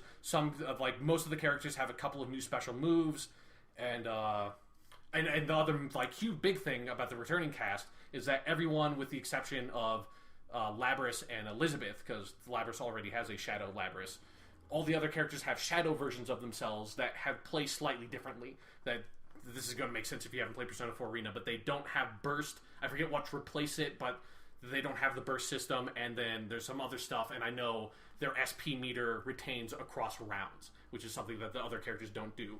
And so that's a pretty huge set of changes, and like all the menus look differently because we've seen videos and screenshots and stuff come out. And so that news kind of broke, and how I saw it was on forums because it's kind of a weird thing. Like it was reported in Famitsu, the Japanese video game magazine, and then a couple of sites over here have picked it up. An official word to the US out of Atlas has been that this is an arcade-only update and there are no plans about bringing it over to the United States. But that's a weird statement because Famitsu claims that from like translations that other people have made that I've read, that this is a full-on sequel, and we're kind of like tentatively calling it Persona 4 Arena Climax because all the screens have like climaxes like up in the corner. And so like we don't quite know what it is, but my theory is that it is effectively going to be a sequel to Persona 4 Arena because Persona 4 Arena set up a lot of sequel stuff. And I think there are going to be 2 other characters that from not Persona 4 Arena that are going to be in there based on the select screen. There are 2 like areas on the select screen that's like there should probably be boxes there, but there aren't boxes there. And I think it's not a coincidence that this would be coming out very close, or like after the release of the Persona 3 movie, where in the Persona 3 movie, the main character from Persona 3 would both receive a official canonical name, like Yu Narukami did in the Persona 4 anime, and he would have an official voice actor. And some of the stuff they talk about in Persona 4 Arena hints at stuff around the Persona 3 main character. And so I highly suspect that one of the returning characters is probably going to be the Persona 3 main character coming back with whatever, like, Makoto Yuki or whatever his new official name is. And then maybe a, like, brand new character or someone else, like Adachi, would return. And then because the new stage that we've seen is the entrance to Tartarus, but the entrance to Tartarus is inside of the TV world. So crazy fucking shit going down if this is a full-on sequel and those story hooks that they've left and this is how they're picking it up, where like I have a very clear image in my mind where that story can go. Fucking insane. Do you want it to go there? Yeah, like I think, because we'll talk about this when we've done Persona 3, but you haven't played The Answer, so it's like my perspective on stuff around the Persona 3 main character is going to be a little bit different. But I think like I would be totally fine if they went in that direction. Because Persona 4 Arena is already kind of fan fiction-y in the way that every single crossover is like that. So it's like I want to see the crossover go to its full potential. Yeah. I want to see where that can go. I want to see them doing other stuff with that. And I definitely want a sequel to Persona 4 Arena because I thought that was a phenomenal game, and I'd like to see, and I particularly want to see what they do with Yukari and Junpei because those are two of my favorite characters. And and Junpei, we know because we've like seen the characters and stuff. He became a baseball player, like a professional baseball player after the end of Persona 3. So like his weapon is a baseball bat, and it looks like Yukari became the like actress for the Featherman show, and she's the pink Featherman Ranger, which is basically like a Power Ranger knockoff. So like her costume is like she doesn't have the helmet on, but she's like wearing the pink Featherman Ranger suit. And I don't know if she's like a TV actress or if it's like a stage thing. Like I don't know because I don't think they ever hinted at Yukari being an actress. Like she was all into archery and shit. Yeah, but yeah, like she's a stunt double. Yeah, well yes, that could work. If you're the one wearing the suit, probably. But yeah, no, that's fucking cool. Like that's what I'm hoping it is. Like the worst case scenario is this weird arcade, but it's like the changes are so sweeping. But the worst case scenario is this is a weird arcade only edition of this game that is just only going to release in Japanese arcades, and that's it. I don't think that's plausible though. Like just based on everything I've seen, like IGN obviously like reported, hey, this is what Atlas USA told us. And it's like. They were going to say that no matter what. Yeah, exactly. They don't have anything to tell us right now about. So yeah, and they can get out of like saying it's not going to come over here. It's like we were talking about the arcade version. Like of course the arcade version, or like you'd even just be talking about the location test version of the arcade machines. It's like of course that's never going to come over here. Like arcade machines are dead. Right. So yeah, that's one of the craziest things about Japan is that when I visit Japan one day, I can't wait to go to a Japanese arcade and get your ass kicked that fighting game because I'm pretty sure that's one of like the only games that still exist in arcades. Well, yeah, I'd get my ass kicked would be like to see an actual like thriving arcade where people actually go to. That'd be crazy. Yeah. Anyway, yeah. So interesting news. Yeah, definitely. Like if people deep into Persona. How long is Persona 4 Arena? All the story stuff together. I've been wondering that. Probably like 20 hours, I'd say. Maybe not quite that. It's been a while since I played it, so I don't really remember. Yeah.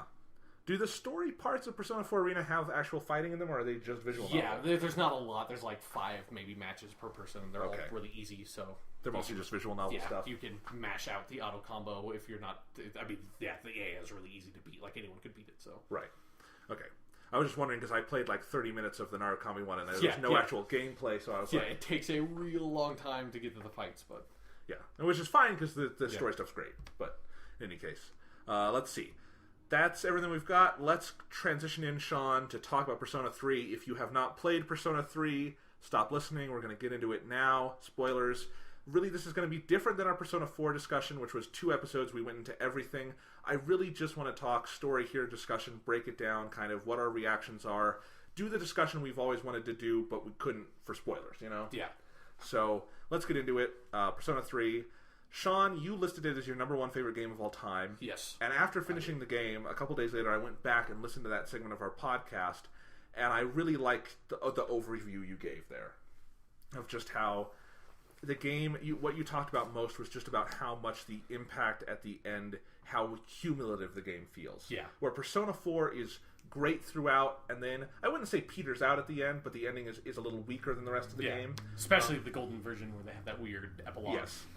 So Persona 4, it doesn't have the same... It has a lot of impacts, just not the same kind of impact, where Persona 3 is like a freight train that gets faster and faster and hits you all at once at the end. Yeah, especially with the month of January and then everything that falls after. Then that's actually kind of where I wanted to start this discussion, maybe, is that you've always said January was when you realized this was your favorite Persona game. Yes. That's when I felt like probably halfway through January, I'm like, this is this feels like this is getting better than Persona 4, which is something for the entire game up to that point, I definitely had felt like it was getting better, but I had not felt like it was better than Persona 4 until like it got to that section of the game, and I'm like, this is doing some really crazy awesome stuff. Yeah. Like just everything about January I think is awesome. And for me, it was December when I decided this is the best game I've ever played. This is the most impact a story has ever had on me. Because that December 31st choice, it's actually the beginning of December, because the scene where you have, Ryoji, and you learn that, Ryoji is death. Yeah. If you kill it, you have this basic choice, and it's the best allegory I have ever seen. Allegory usually sucks. Yeah. This is great. This is so brilliant. It's where you have this choice of, if you kill Ryoji, you will lose your memories, and you can live in ignorance until the fall comes. And the fall in the game, if you don't remember, is the event that Nyx will come and kill all life on Earth. Basically. You all become the Lost.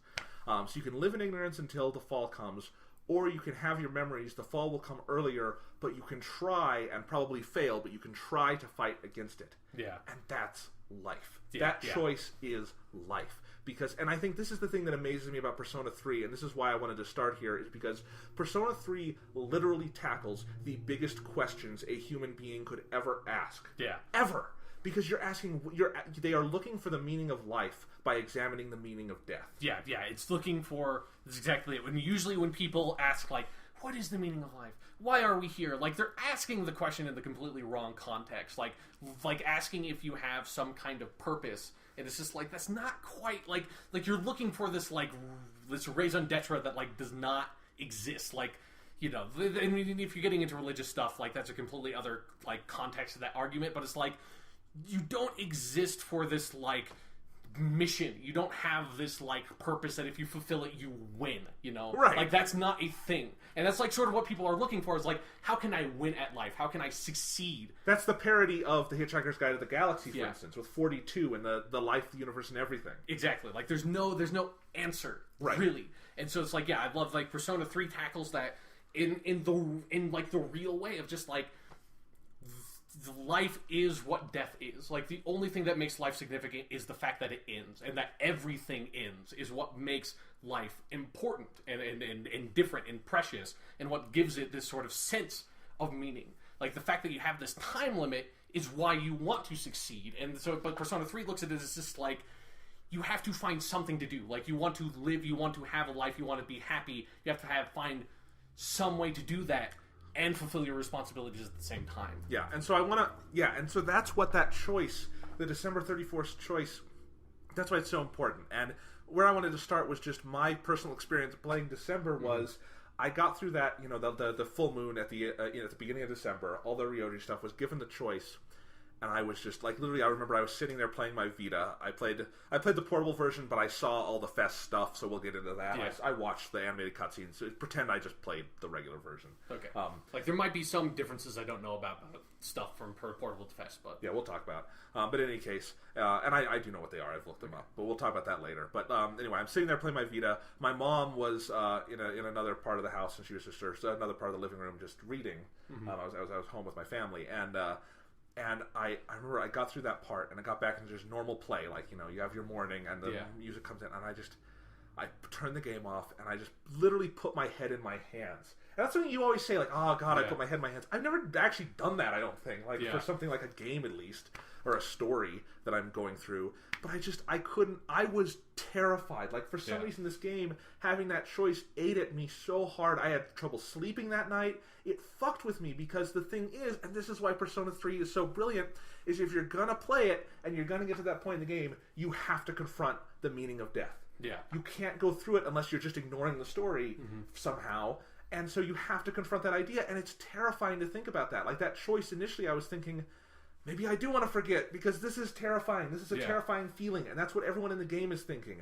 And then when I finally mustered up the courage to go back into the game and go back into life, I started, I talked to Junpei, I talked to Yukari, I talked to Mitsuru, I talked to my social link friends in school, and I start realizing I don't want to forget you. I don't want to forget you.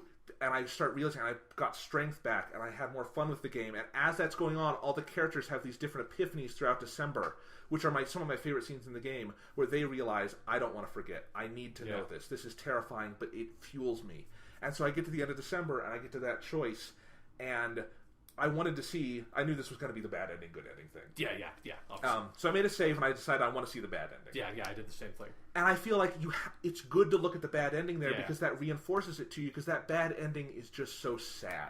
Yeah. Because you look at it, all these characters that had gone through these arcs, they're now just sort of, they're venile people who don't. Yeah, and they don't have any sort of real relationship with each other anymore. And that's like one of the things I find really interesting about what that kind of game, what the game says about that, is that you make this choice not to confront your own mortality, to just ignore that aspect of your existence, and then you become this really, like, all of them sort of go back to being these really, like, cliche, sort of like high school, like they become kids again, who are, like, really self-absorbed, and like just only interested in sort of like frivolity, and you lose these like really mature and serious, honest relationships you've built up by confronting death with each other and having like something like because death is the one thing that is like serious, like no matter what, that is like the thing that makes life serious to us. Like it's the one thing that's like when you're like when you're talking about death honestly, you can't joke about it because like you like humans just can't like make an honest joke about death. And so, like if you ignore that, that's you're being childish in that instance, and you have no ability to have this like mature relationship with everyone. And one of the things I really love about that bad ending is that it is like the first like 5 minutes of the normal or good ending to the game. Basically, you have that whole scene where you're like walking up to the school, and everyone sort of has this conversation, and then just sort of like stops, and there's nothing momentous about it. Like you don't see the fall happen. It's just like, this is the choice you made, and it's like you have like the life you have no longer has any real meaning. Like it's just like there's no point to see anything else. Like everyone has drifted apart, and the game just sort of like it's over. And I think if you want to back up a little bit, there you also right before you make the decision, that's when Aigis comes back because she's been out for the month of December. Yeah. So if you didn't get through Tartarus, that part in November, like I went through all of that block in November. That would suck if Aigis was on your team. Yeah, that's. But anyway, what I was going to say is so.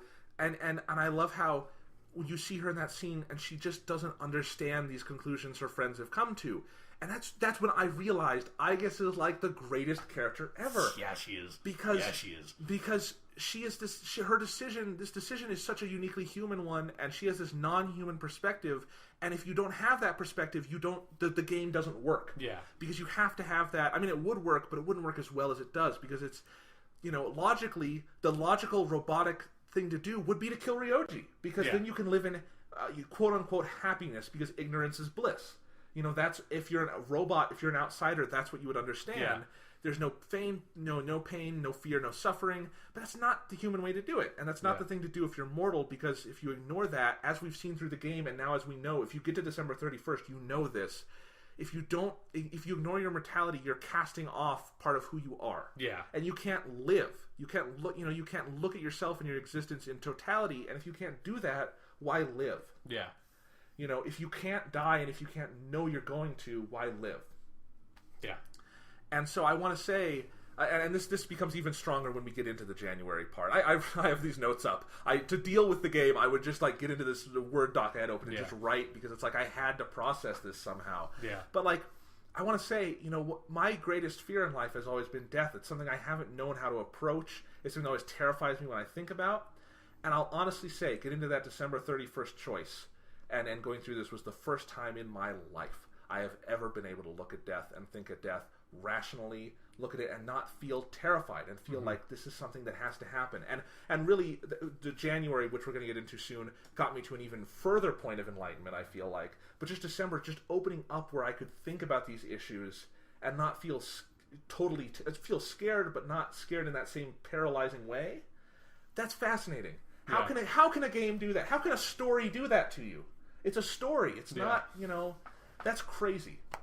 I mean, I don't know if you had an experience like that. Where it's just for me, I think like I've had like within my life, I've had a very like different relationship with death than I think a lot of people. But I've when I was really young, I feel like I kind of reached that point where I was like I had sort of come to terms with mortality. I guess I don't know how to phrase that. Like I had like thought about death a lot and like the implications of that and what that is and what that means, and it's sort of like really heavily influenced like my personal life and my perspective on this stuff. And so like I I feel like I had kind of come to that point of like a really long time ago because of stuff I went through. And so, yeah, like coming up to the December choice, like I definitely see where it is in that choice where that was really significant because I feel like I came to that through like a personal thing in my past a long time ago. And this kind of definitely brought memories of that up. But it was definitely the January section and then reaching into the end of the game where it's sort of like, even if you have like sort of come to terms with that, the game like sort of, the game sort of like reiterates like this, like it reprocesses it for you where you're like, yes, like this is how I feel about death. Like this is like a good way to feel about this and think about this and sort of like try to process it and to sort of own it in a way.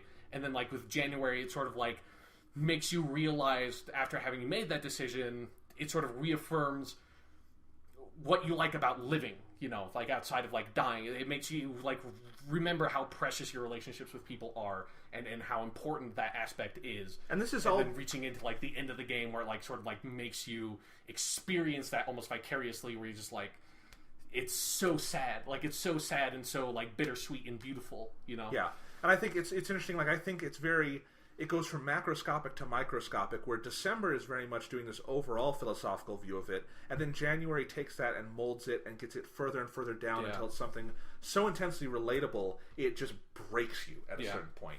Breaks you down so you can build yourself back up after playing the game, maybe. But I think also, you know, that bad ending, I had a note here that I think this is when I say December is when I realized Persona 3 was my favorite game ever. That's because you get to that bad ending, and I think that's when the brilliance of the game and its length and everything kicks in, because I hadn't realized the arcs of these characters were as significant as they had been. Especially did Junpei really hit you? Like for me, like Junpei hit me in the Chidori stuff, but everyone else hit me in the bad ending. Well, I'm saying like when you get to the bad ending and you have that walk up to school with Junpei.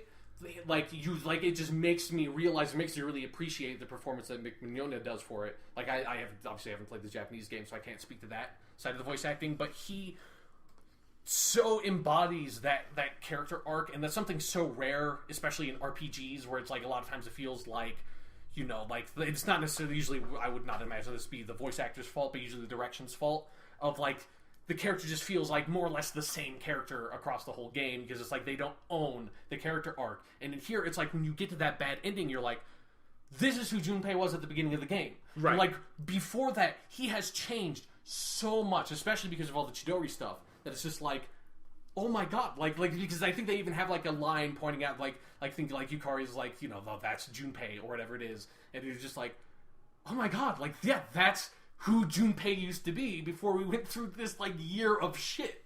So it's like, yeah, it's like Junpei and all these other characters, they've grown and developed in just the gradual, like real life. You don't change overnight. And it's just so human and honest. And then you go back to the beginning and you see it's so stark, but it never felt stark. Like overall, it doesn't feel stark until you go back to the beginning at that bad ending. But yeah, Vic Mignogna, I want to say, I think he is one of the greatest living voice actors. If you watch him on Full Metal Alchemist especially, that is unbelievably great work from him. But even better to me in Persona 3, because for the reasons you just said, that is a tremendous performance. Yeah. I think that, and I guess, and maybe a couple others we'll talk about. But I mean, when you talk about the best performances in the two Persona games we've played and talked about, just some of the best voice acting I've ever heard in any language. Yeah, it's really phenomenal. Yeah. So that's you know, the December part, but then January, and I remember you talked about on that podcast we did, where you said January everything changes, and I remember what changes. Everything changes. The music, a lot of the visual styles and stuff. You have a new part of Tartarus to explore, and you feel different. That's the biggest thing. It's not just the stylistic changes; it's that you go into January with a totally different mindset. Yeah. Going into Tartarus is no longer this thing you do because you want to explore. It's because you have a goal and you are determined. And I love that the living with determination theme becomes the theme of the dorm. Yeah, like one of my favorite parts of January, and it's just such a small thing, but it changes the feel of the game so much, is the fact that they change the song that plays when you're at school, the song that plays when you're in the dorm, and the song that plays when you're going around the city. Like they're all different, and you know, like the school song has changed once. Like it changes when it gets to like spring or whatever, changing seasons, and that's the only other time one of those songs has changed. And because you've been hearing the same songs you know, every single time you went out, it's like, okay, when Moon's Reaching Out the Stars plays, like, every single time for that, like, whole, like, 100-hour fucking game. When you come back home, Lotus Juice serenades you. Exactly. But now, yeah, like, they take and they rejigger to make a, like, more sort of, like, almost, like, invigorating version of the sad song in the game that plays, Living with Determination, that plays during the really sad scenes. Every time you go do the Dying Young Man social link, that fucking song plays every goddamn time because it's so depressing. And now they rejigger it, like make it a slight, like it's still like a sad song, but it's a little more upbeat. It's got more of an oomph to it. It's got like a drums track. What I feel like it is it's the embodiment of your emotions as the player. Yeah. I feel like you feel that before you hear the music, but when you hear the music, it feels right because that's what you're feeling. And that's why Shoji Meguro is so important to these games, because he knows what the player feels, and he puts it into music. Yeah, that's amazing. You know, one of my favorite quotes about music is from Michael Giacchino when he was talking about scoring Lost. And he said, the goal of music composing should not be to tell the audience what to feel. It should be to embody what they're feeling because of the drama. Yeah. And that's Persona 3 at the end there, is that you have this feeling of determination where you are scared and sad about what's going to happen, but you are also determined because what else are you going to do? Yeah. And you have this newfound determination and vitality for life, and that's the song that plays. Yeah, yeah. And then also, like, when you're at school, I'm pretty sure the City one, too, are also... They take thematic stuff, or from Memories of You. Yeah, from Kimi no Kyuku, which is sort of this is the ending credits song. I love the City version. Yeah, it's so much. The City version, I would just go exploring and just listen to it, and it's so beautiful and sad. Yeah. Oh God, it's so great. Yeah, like just like such a small touch, but it changes so much of the feeling of that section of the game, where it's just like Because before also the music was so upbeat and happy everywhere. Like there's such happy, fun songs, and then it's like all of a sudden it's like. Shit got serious, and you know, like it's January, so it's winter. Like there's snow everywhere. Like the trees are dying and stuff. It's just like, which I did not sadly get to see because they don't have that in the portable version. Well, okay, yes, in the good version of the game, right. The real version of the game, the version of the game that has a soul. Yes, like you see that, like that's like the whole city has changed because it's winter, and you know, like I think it said this when we talked about The Last of Us, because The Last of Us like plays with this, but it's like one of the most common. Like thematic, metaphorical things to do is this like, well, it's the year we do the season, spring is birth, and then summer is life, and then fall is aging, and then winter is death. You know, like Persona 3 definitely does that, but it's like, hey, this fucking story is about death, so it feels really appropriate. Oh, yeah. And especially really appropriate that when it gets to winter, that is by far the heaviest hitting part of the game, because it's like, this is what everything has been building up to. Yeah. So, yeah. But anyway, January... There's so much good stuff there in January, like just realizing, you know, the cult that's coming in, and you realize Straga's behind. You realize Straga's behind it, and you also realize that's kind of what would happen in this scenario if someone were able to introduce that idea before it came. Yeah, like the whole city's sort of terrified because of the apathy syndrome stuff has gotten crazy, and there's just like in the portable version, like, how do you get around the cities? It's still just like you pick the sections and then like you just drag the cursor across. Like, do they have people that are just like apathy syndrome people just passed out? Like, yes, they do, and they're and you can just click on them and they'll say ooh. Because that's how it in the Persona 3 Fest. That's always a touch I liked. That's definitely it's there for the main section of the game where every time it gets close to a full moon, there's just there's just like people passed out in the street. There were like 4 or 5 outside your dorm in January. But honestly, and I didn't know when I went into this, but I read it later, and I can't believe this that this social link was not in the original version of the game. Yeah, but January, what is most significant to me is Aigis' social link. Yeah, like it's something really crazy that was something introduced in the Fest game, because it's like. I can't even imagine, like, I don't think I would love Persona 3 nearly as much if that social link wasn't there. Right. Because it especially affects the way that ending works a whole lot. They build up this really significant relationship with Aigis, and sort of, like, you get to, like, fulfill this, like, her character arc of becoming effectively human. Yeah, and it's just such a great social link, and I want to say, in my final my final play session of the game, was I sat down at about 11 o'clock at night, got on my Vita, and did not stop. This is something, Sean, you've talked about finishing a game when the sun's coming up. I finished at 6 a.m. Okay, yeah, that with Persona 3 as well. Where I never thought I would actually do that, but I did it, and it was just that at 11 at that night, I was drawn to Persona, and I'm like, I'm not getting up until I finish this fucking game. Yeah, it's that thing where it's like, I really should not start doing this, whatever it is right now. It is way too late to start this. It's like, fuck it, I'm not sleeping tonight. And I want to say, in that final play session, I cried at 3 different points, and I have never actually cried watching a piece of media. I teared up a little bit, something where I'm like, oh, that's really sad. A tear rolls down my cheek, the one movie tear, that kind of thing. The sexy cry. Right. I feel really misty-eyed. But the first time, I literally broke down and cried playing Persona 3. And I will say there's specific stuff in my life that made this game so relevant to my life. But it's Igus 9, Igus Social Link 9, which is where she basically lays out the philosophy she has realized about life and death, and why life is beautiful because death exists. Yeah. And good God, I'm tearing up right now talking about it. That scene is so fucking beautifully written, and just so great, and just that base philosophy. And I was thinking my entire time about, and I'll get into this later. I think I'll save this discussion for the end of the game when we get there, but the specific revelations I had playing this game. But that was the first point. And but then it's January 31st, and at that point I knew there was going to be a lot of cutscene stuff, so I set myself up at my laptop with YouTube clips open. Just so, like, any Tartarus stuff is the same in portable, and you don't lose anything. But then whenever there were cutscenes or stuff, I just watched it on YouTube and scrubbed through on the portable version. But yeah, so for all intents and purposes, I saw the fest. I played the fest ending. Like, it's kind of funny. The final cutscenes, I hit X on my Vita in time with the person who was playing it on the video, so I felt like I was playing it. Nice. But in any case, January 31st. One of the first things I want to say before we get into all the thematic stuff here, the showmanship of this ending. I thought Persona 4 had a pretty damn, terrific ending just from the stance of just pure showmanship, what you get to do, how cool it is. Persona 3 blows it out of the fucking water.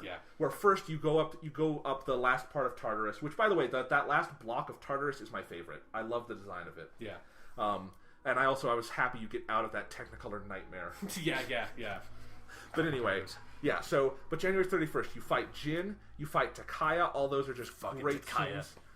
That motherfucker. I know. Fucking Takaya. That's another great voice. It is. I love him. He's Takaya. A great character. Yep, and I should say, Takaya was the only boss I died in the entire game, and it was because I got sloppy. It was not a hard boss. I didn't think. I remember all the times you fight Stray Guy, I always thought were really easy. My favorite fucking boss fight in the whole game is the first time you fight Stray Guy, and I think you fight all 3 of them at the same time.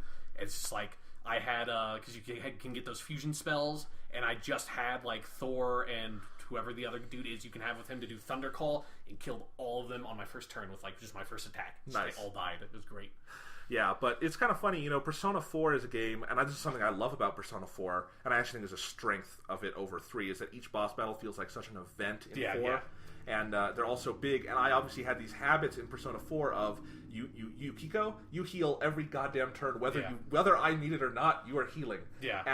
And in Persona 3, that habit died away pretty fast because I didn't need that. But then at the end of Persona 3, you need to make sure Yukari is healing all the time at a certain point, because I don't think Takai is all that hard, but he will use Meiji Dolan or something. Meiji Dolaon, or however you say it. And that killed me. But anyways, that was kind of frustrating, but I've been saving a lot, so it was fine. But yeah, so you get through that, you get through Takaya, Jin, and then shit goes crazy.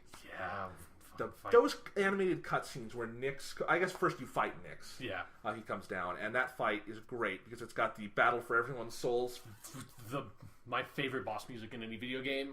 I just love.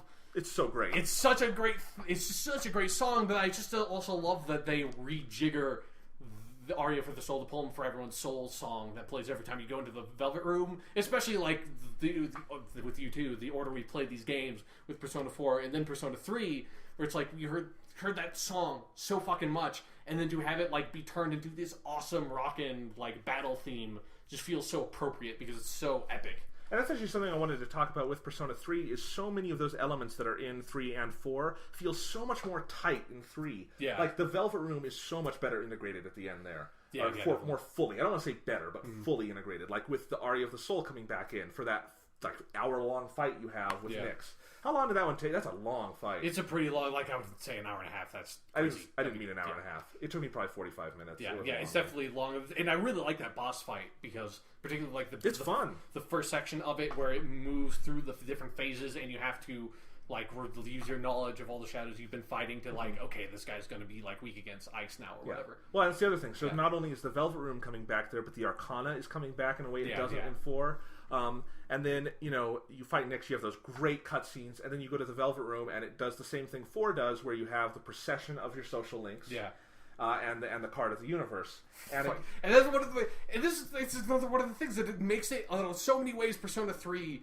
in terms of like how they handled narrative stuff, feels like it should be a sequel to Persona 4 because one, they go way crazier with who has personas, because they have a robot with a persona, a dog with a persona, which that feels like something you do in a sequel. Right. And then it's also in Persona 4, you get the Arcana of the world, which is an actual Arcana. Arcana of the universe, as far as I'm aware, that's total fucking made up. I don't think that's a thing. It's like, dude, you have all the power of the universe. Pretty powerful motherfucker. Yeah. It's a bit bigger than the world. Right. And so you get that. The guy who voices Igor is phenomenal in that scene. So crazy. This is the card of the universe! The universe! It's great.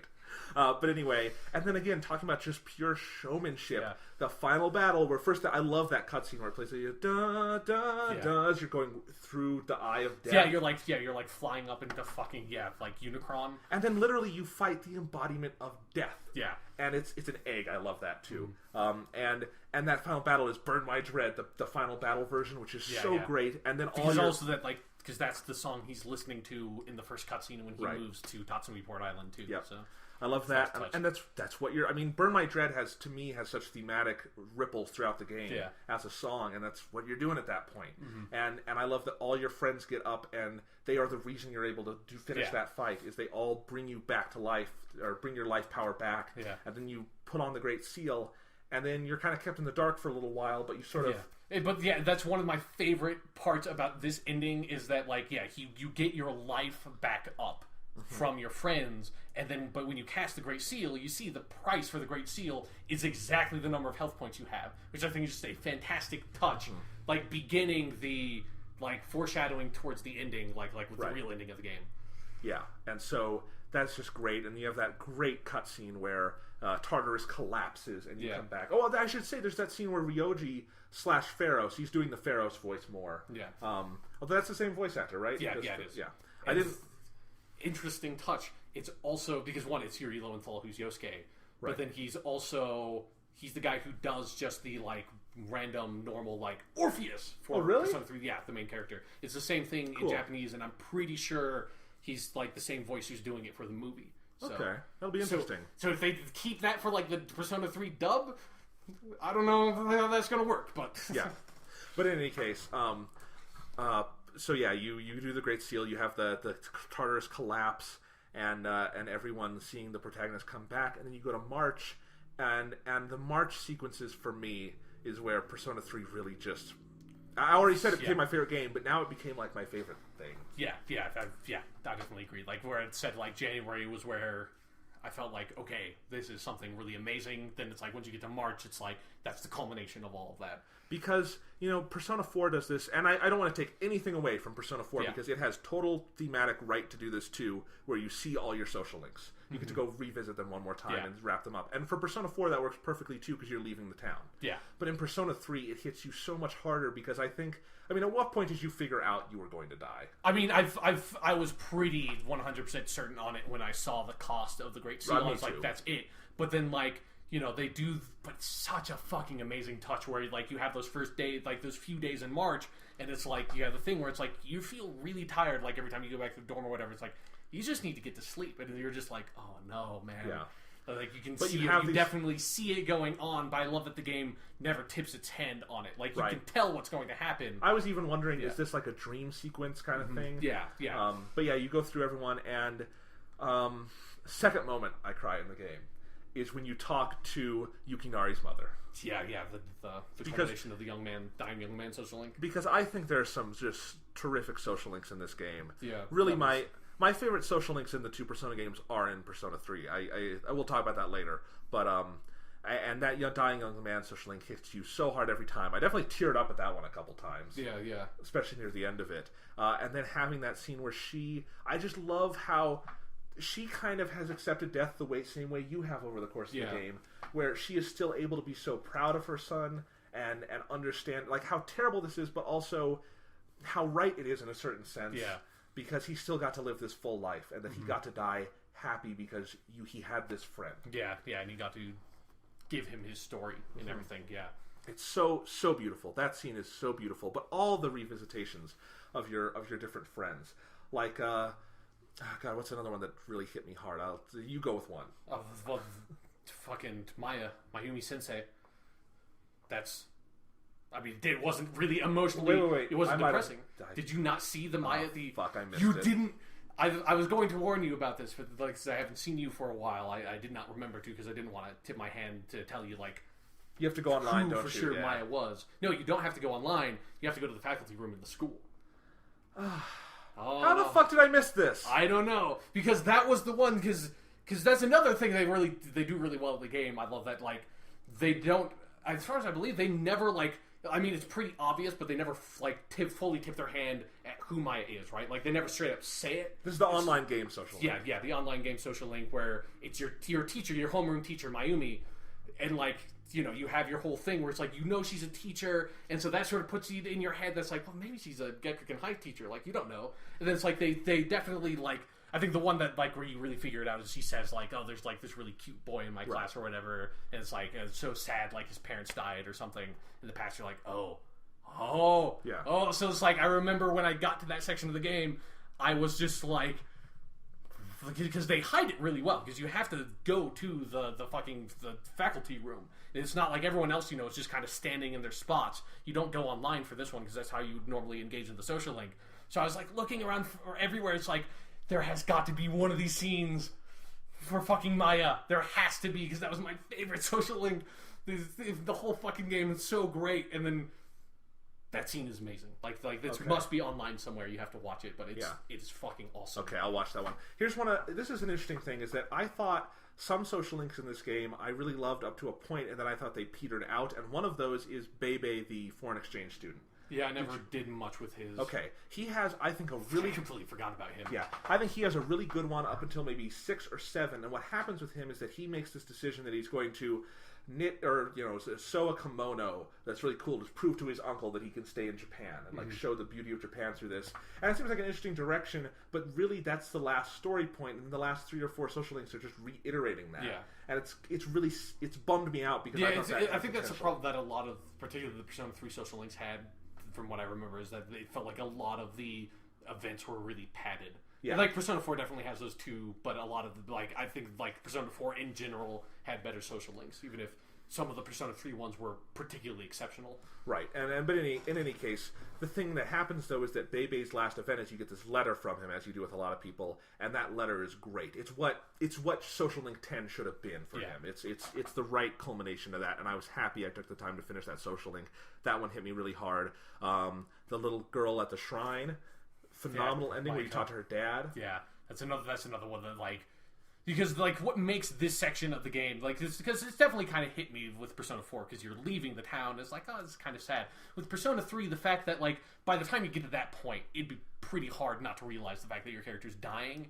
Like, this is definitely the section of the game where it was just, like, it really hit me emotionally, because it was, like, with Maiko, she's like, someday I'm going to marry you, because, like, obviously that would never even happen, but, like, she's infatuated with you. She has that sort of, like, ideal in her mind. And, like, fucking, like, he's going to die. Like, you know that. And it's like, for so many of it's like the social links that were looking towards your future were the ones that really hit me. Like, I think probably, honestly, the one that hit me the hardest was Yukari's. Because it was like... Oh, yeah. That one was tough. I mean, there's a lot of stuff with, like, Yukari that I don't even want to necessarily talk about it too much because it really ties into the answer for me. Saying you haven't finished that yet. But it's like, with her... Like, I guess, like, with my... Like, the way I played the game was, like, I definitely really focused on Yukari as being the love interest, because I feel like the game kind of pushes you in that direction anyways, where she was sort of, like, my main love interest, and I really liked Yukari as a character and sort of, like, focused on her a whole lot, even though, I obviously liked a lot of the other romanceable social links other than Yuko. But then, like, eventually you hit that point where you're like, especially when you have the social link with Aegis, where you have like this whole thing where it's like all of a sudden you're kind of moving towards Aegis, like maybe not necessarily romantically, maybe like who knows, but it's like definitely your like focus isn't on Yukari as much. I don't know, I thought like that was an interesting dynamic that they definitely kind of play on in the answer. But it was like with Yukari, you know, you've had this like romantic relationship, you've helped her through some of her family issues, and she's like talking about like, you know, I'm gonna like patch things up with my mother and all this stuff. It's like very clear, like she wants to like you want to have this like relationship to continue with her, and that's the part that like it's the hardest for me is like we can't, you know, like I know that we can't, like me as the player, as the viewer, just like that's never going to happen, and that's like the fucking saddest thing of all, just like right, that future cannot be, and yet it's also so beautiful because you see what you meant to her and what she means to you. Yeah, like you've had that, built that relationship, but it's like you know how much pain she's going to go through. You know that it's like, God, like I'm going to die. Like there's like this future cannot be. Like it's just impossible. Yeah, it's really super fucking sad. That was great, but they're all those last events are so good, and that part of the game hit me so hard, just going through talking to all those people. Even though I was shaking playing it, like, even though most of the social links in Persona 3 I didn't really love. Like I think I really liked Aegis's. I loved Maya's.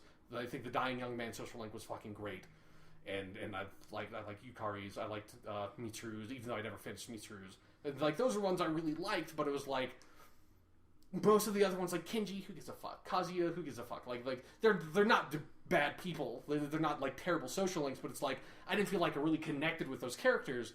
But then when you get to the end of the game and you're talking to them again, you're like, oh, that was kind of fun. Like I did, you know, Kazuya, you fucking idiot. Like why did you? We're so dumb trying to fuck up your knee so much. Like you goddamn idiot. But it's like you've seen this relationship and how important you are to these people. Like obviously fictional characters, but like. You feel how important you are, and like you feel the strength of that bond, and it's so much more heightened by the fact that you know you're going to die. And I think that's actually that's so true. And I liked the social links more consistently than you did throughout the game, but I definitely agree they are at their most powerful when they're wrapping up here at the end. Yeah. Because you really the cumulative weight that we were talking about before that hits you with Persona 3 is it gets better with every passing second. Yeah. And then it all comes together in just such a perfect package in those last March days. Yeah. Meeting all these people again and just feeling like you lived that life. That's what I said about Persona 4 when I played it and said it was my favorite game of all time was, you know, you really feel like you lived a year in this person's life. Yeah. And that's very profound, and again, don't want to take anything away from Persona 4. Persona 4 is still fucking awesome. Yeah, but with Persona 3, it hits you even harder because not only did you live this life, but this life is ending. And I think Persona 3 narrows in on that so much more because there isn't... Well, there's this sense that you're leaving the town, and that's kind of a bummer in Persona 4. Yeah, you know that in fucking Golden Week is in 3 months, and hey, we're going to have a crazy fighting tournament. I play Persona 4 Arena. Right. But either way, there's never that same sense of melancholy, where it's a little melancholy because you love these people, and they're not going to be consistently in your lives. But no one's going away. Yeah, it's not... Yeah, it's definitely... There is still... I mean, it's one of the things... It's like... To me, it's why death is sad. It's not just like the fact that the person's dead. Like, that's not what makes the part of the death really, really sad. It's that you never see them again. Yeah, it's that you had this future. It's like you had this, like, this possibility, this hope of, like... There's still, like, this chance here, like, hey, we're going to, like, hang out. I'm going to see you again. There is this future there. And then when that person passes away, like, you still see and kind of expect and desire that future. And, like, sometimes you forget that future can't be, and, like, you kind of remember it. And it's sort of like just this gaping, empty hole there. That's, like, every time you think about it, you see it, and it's just there. And it's so depressing because it's so empty. And that's what's so sad about death is, like, this possibility that has been cut off. It's not just the death itself that's sad. It's the future that no longer exists. That's the part that really hurts you. Absolutely. Yeah, and so like when you're leaving in Persona 4, like even though you might never see those people again, you could. Like there's always that chance. Like they're not dead.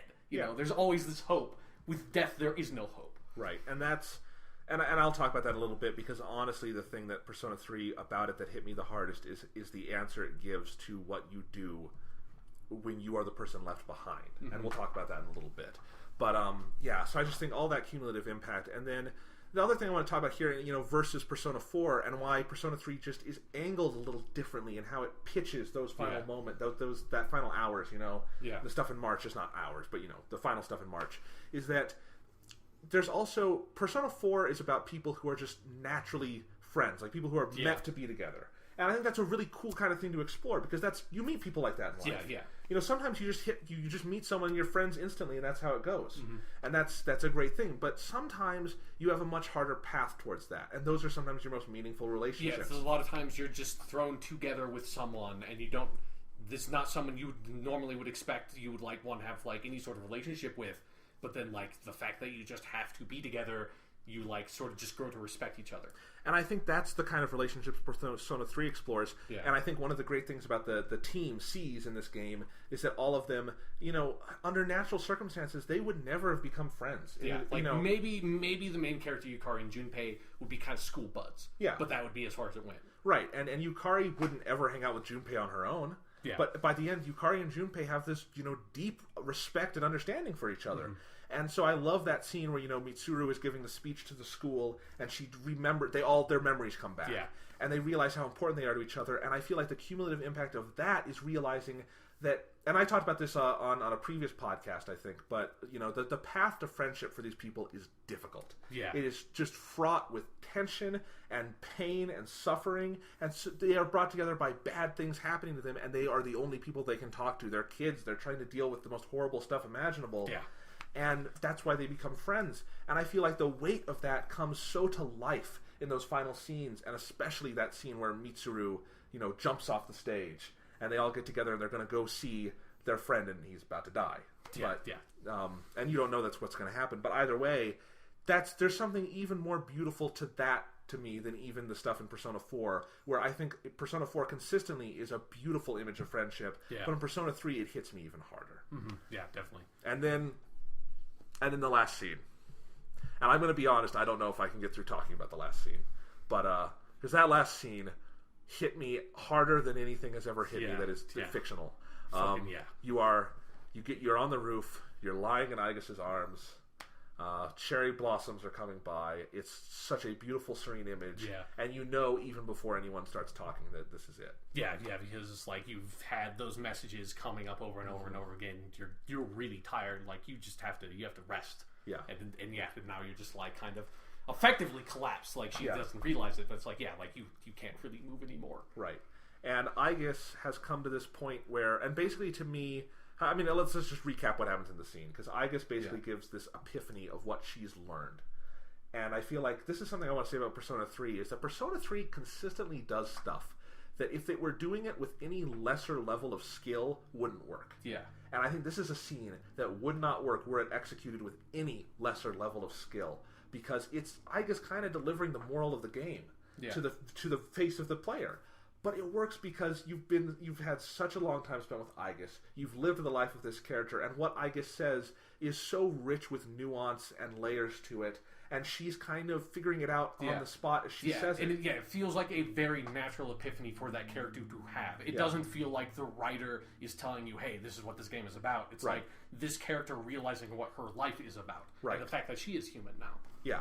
And again, it's so important because she starts as a robot, so you can have that stance on life outside of life. Yeah. But then she has to become living, basically, by the end to fulfill this role. And why that scene hits me is because it is the perfect intersection of everything this game is about, which is it's one character dying and going away forever, and one character who knows they are going to still be here, and each of them is recognizing their roles. Yeah. And you do it by telling her, don't cry. You put it, you're trying to be comforting. You're trying to say this is okay. And really what's there is it doesn't have to say anything about your character, because you are that character. You played him. And you know that you can lie here and be peaceful because you just saw the life you lived. Yeah. And that was the impact to me. Half of it was not anything that actually happens in the scene. It's just that feeling of only a game can do this. Yeah. The Persona 3 movie will not be able to recapture this. Mm-hmm. But it's because you lived that and you're vicariously dying through this character, you feel what it means to die in that moment, and that you have that option of close your eyes, and that's immediately what I pressed, because I'm ready. Because I just went through all this, I saw all these people, and it's so beautiful, and I lived this, and I can be happy, and I have no regrets, and that's it, and that's death. And that's what death means, and that's the message of the game. But on the flip side of that is Aigis. And to me, what Aigis' whole arc becomes by the end is, what do you do when you're the person left behind? And that protagonist means so much to her. And she realizes a way to, I don't want to say let go, but know how to live after that. Mm-hmm. And you know, what hit me so hard is the word protect. That is this, you know, thematic word to the game. Yeah. And she's always saying she wants to protect, and at first she doesn't know what that means. That's a really human arc. Is that we all want to protect our loved ones from death. We want to make sure they won't, but at a certain point there is no protection from something like death. So protection becomes something different to Aigis. And when she says she'll protect him, my interpretation of that and my reading and what broke me playing that is that she's saying, you can be safe, you can die, it's okay. By protecting you, it means, you know, I'm not going to forget you. You're not going to disappear from this world. Yeah. You're still here in me. I carry you with me, and I, you know, honor and respect you, and you meant something to me. And what you meant to me doesn't go away when you go away. And fuck if that is not, that's life. Yeah. That scene is the perfect, that's the meaning of life. Yeah. Is that you meet people and you love them and you have them in your life and they give you meaning, and when they're gone, their meaning doesn't stop. Yeah. I mean, for me, like I definitely I kind of have the same interpretation, but from like a slightly different angle. And this is a little kind of influenced by having played The Answer. But like for me, I guess is saying that, I don't think she fully realizes that, because I don't. No, I guess doesn't, like you agree. I guess doesn't realize that the main character's dying, right? No, I thought she did. No, I really don't think she does. Like, I don't think like. Oh, I thought totally, because she says, "Close your eyes, it's okay." Well, I think she thinks he's just going to rest. Like, I don't think I didn't think that. I don't think she has any real expectation of him dying. But like, I still think the game says that exact same thing. But the Kimi no Kyoku, that song says that. Oh, absolutely. That is like, if you look up the lyrics to that song, that is exactly that. Like, and you know, my plan was that I was going to read the lyrics while I was watching the credits online, and I had to put the Vita down because I was over in the corner just. That would be hard to do. Like those, like even when I look up, like when I like, because when I listen to the song, I'll actually just like look up a video on YouTube that has like the lyrics on it while the song plays, because the lyrics are fucking amazing. And I've never looked them up, so it is because the lyrics, that song, I guess, is singing that song to the main character, and it is effectively what you just said. But like, and that's kind of my interpretation, is that I guess, and I think maybe that's why I think that ending. Well, you see that ending as being really beautiful. I see it as being really tragic and sad in a lot of ways. Is because from my perspective, I guess does not realize really that the main character is dying. I mean, she comes to terms with it, but she's saying she will protect him, but when she's saying that, I think she's meaning it in sort of like kind of in the way she used to, because when she used to say, "I'm going to protect you," it was a very robotic, literal, "I'm going to make sure you are not harmed." That is it, protecting. Whereas with like, I guess it's more like, "I'm going to protect you and I'm going to like treasure you. Like, I'm going to protect my relationship with you." I'm like, that's kind of what she means. And then I'll like obviously protect my memories of you, and that's. But I think she still has that hope that their relationship can continue on in the future, that will be built upon. And that's why, for me, that ending hit me so hard, is because it's sort of, you know, it was what I was saying before about like what is sad about death is the hole that's left. It's not just the death itself. And that sort of being the person, the fucking game makes you that whole. And that's so sad. That's the saddest fucking thing I have ever experienced. Where like I didn't bawl, like I haven't bawled like at all from anything since I was like 6 years old, but like that made me tear up. Like in a way, the only one other thing has ever made me tear up, and that was for like really personal stuff. But like this definitely, like, that so affected me. Like that this is that you have become this whole, like you've come to terms with all this stuff, but everyone else hasn't, because everyone else hasn't had the exact same experience as you have. And I guess, I think it's interesting because I didn't see that the way you saw it, and that's not the way I see it. I can 100% see your interpretation of the game. And I can 100% see your interpretation of the game, and this is making me love the game more. Yeah. I hadn't even thought about it, because like for me, it was so, for whatever reason, when I was looking at that scene, it was so clear to me that I just did not realize what was happening, and to me she was misunderstanding the situation. And to me, it was so clear the other thing, and I think that's what's fascinating is that this game. That's what I kept saying is the nuance there is that there's so much, you put yourself into it so much, you know, And I guess this is what I wanted to say next and go in this discussion is one of the reasons why it hit me as hard as it did is because, I've talked about this on the podcast before. It's been almost a year now. My father passed away last October, and that final scene of Persona 3 was the single most cathartic experience I have had since he died. Yeah. Single most. And I guess I went into it thinking about when I was with my dad when he died. I was holding his hand. I was in the room, me and my brother and my mother. And, I watched his life slip away. And so I was kind of, anytime I think about death right now, that's obviously what I'm thinking about. Yeah. And so I go into that scene and I watched this thing with Aigis, and I guess I immediately just thought, she has to know. She's come to this point, that's where she is, and she's trying to look at it in the most, she's found a way to look at this that is both recognizing the tragedy of it and also the beauty in it. And I feel like that's what hit me so hard, because that's the only way you move forward after something like that happens, is you find a way to make sure that, you honor both the sadness and that was so happy that this person lived and touched you. Yeah. And both of those things, and that future won't have you in it, but it will have you in it, because you don't leave someone when you die. Yeah. You that future goes away, but it also doesn't. I love that dichotomy is recognized there. And so honestly, that's why it hit me so hard, and why I was crying through that whole scene. And then when Kimi no Koku, or what? Kimi no Kyoku. Okay. Memories of You. Memories of You. I've not in iTunes. It just says Memories of You. So yeah. But when that song came up, that song is so overwhelmingly emotional. Oh god, that's what really broke me. Was I'm listening to it, and that's when I just had to put the Vita down and just cry into my hands. And I'm thinking about my dad. Man, dude, if you had tried to read the lyrics of that song as it played, you literally would have cried yourself to death. Yeah. If you had known what the song was saying, it's so fucking sad. Yeah. Oh my god. But yeah, and it's just and I was literally exhausted at this point, like the characters are, because I've been playing since 11 at night. It's 6 in the morning. I haven't slept in 36 hours, But it's, I don't know, just that scene. That's what I've been looking for and trying to vocalize for the past year. Yeah. And that any story can give me this, let alone a game which I don't want to. I'm not trying to put down the gaming medium. Just that I haven't played a game that tackled something like this before. Yeah, I don't think I've ever seen anything like. I think the only other thing that could tackle it kind of like this would be a book, but I have never read a book that did this. No, and quite like this. And it's because it's interactive. It's because only a game can do this powerfully. Because as you said, you are the whole. Yeah. I love that what you said there, because that really is what hits you there, or what's one of the things that hits you. But yeah, it's just getting to that moment and seeing that personified through this story and through Aigis and through the protagonist and their relationship, and vocalizing what I've been looking for. Boy, that hit me. And boy, I just came out of that thinking, I didn't know what to do with myself. I couldn't go to sleep. Yeah. It was 6 in the morning. I tried to get in bed and maybe sleep a little, but I just couldn't do that. I did some writing about the game. It was just, trying to process this. But I felt whole in a way I haven't felt whole in a long time.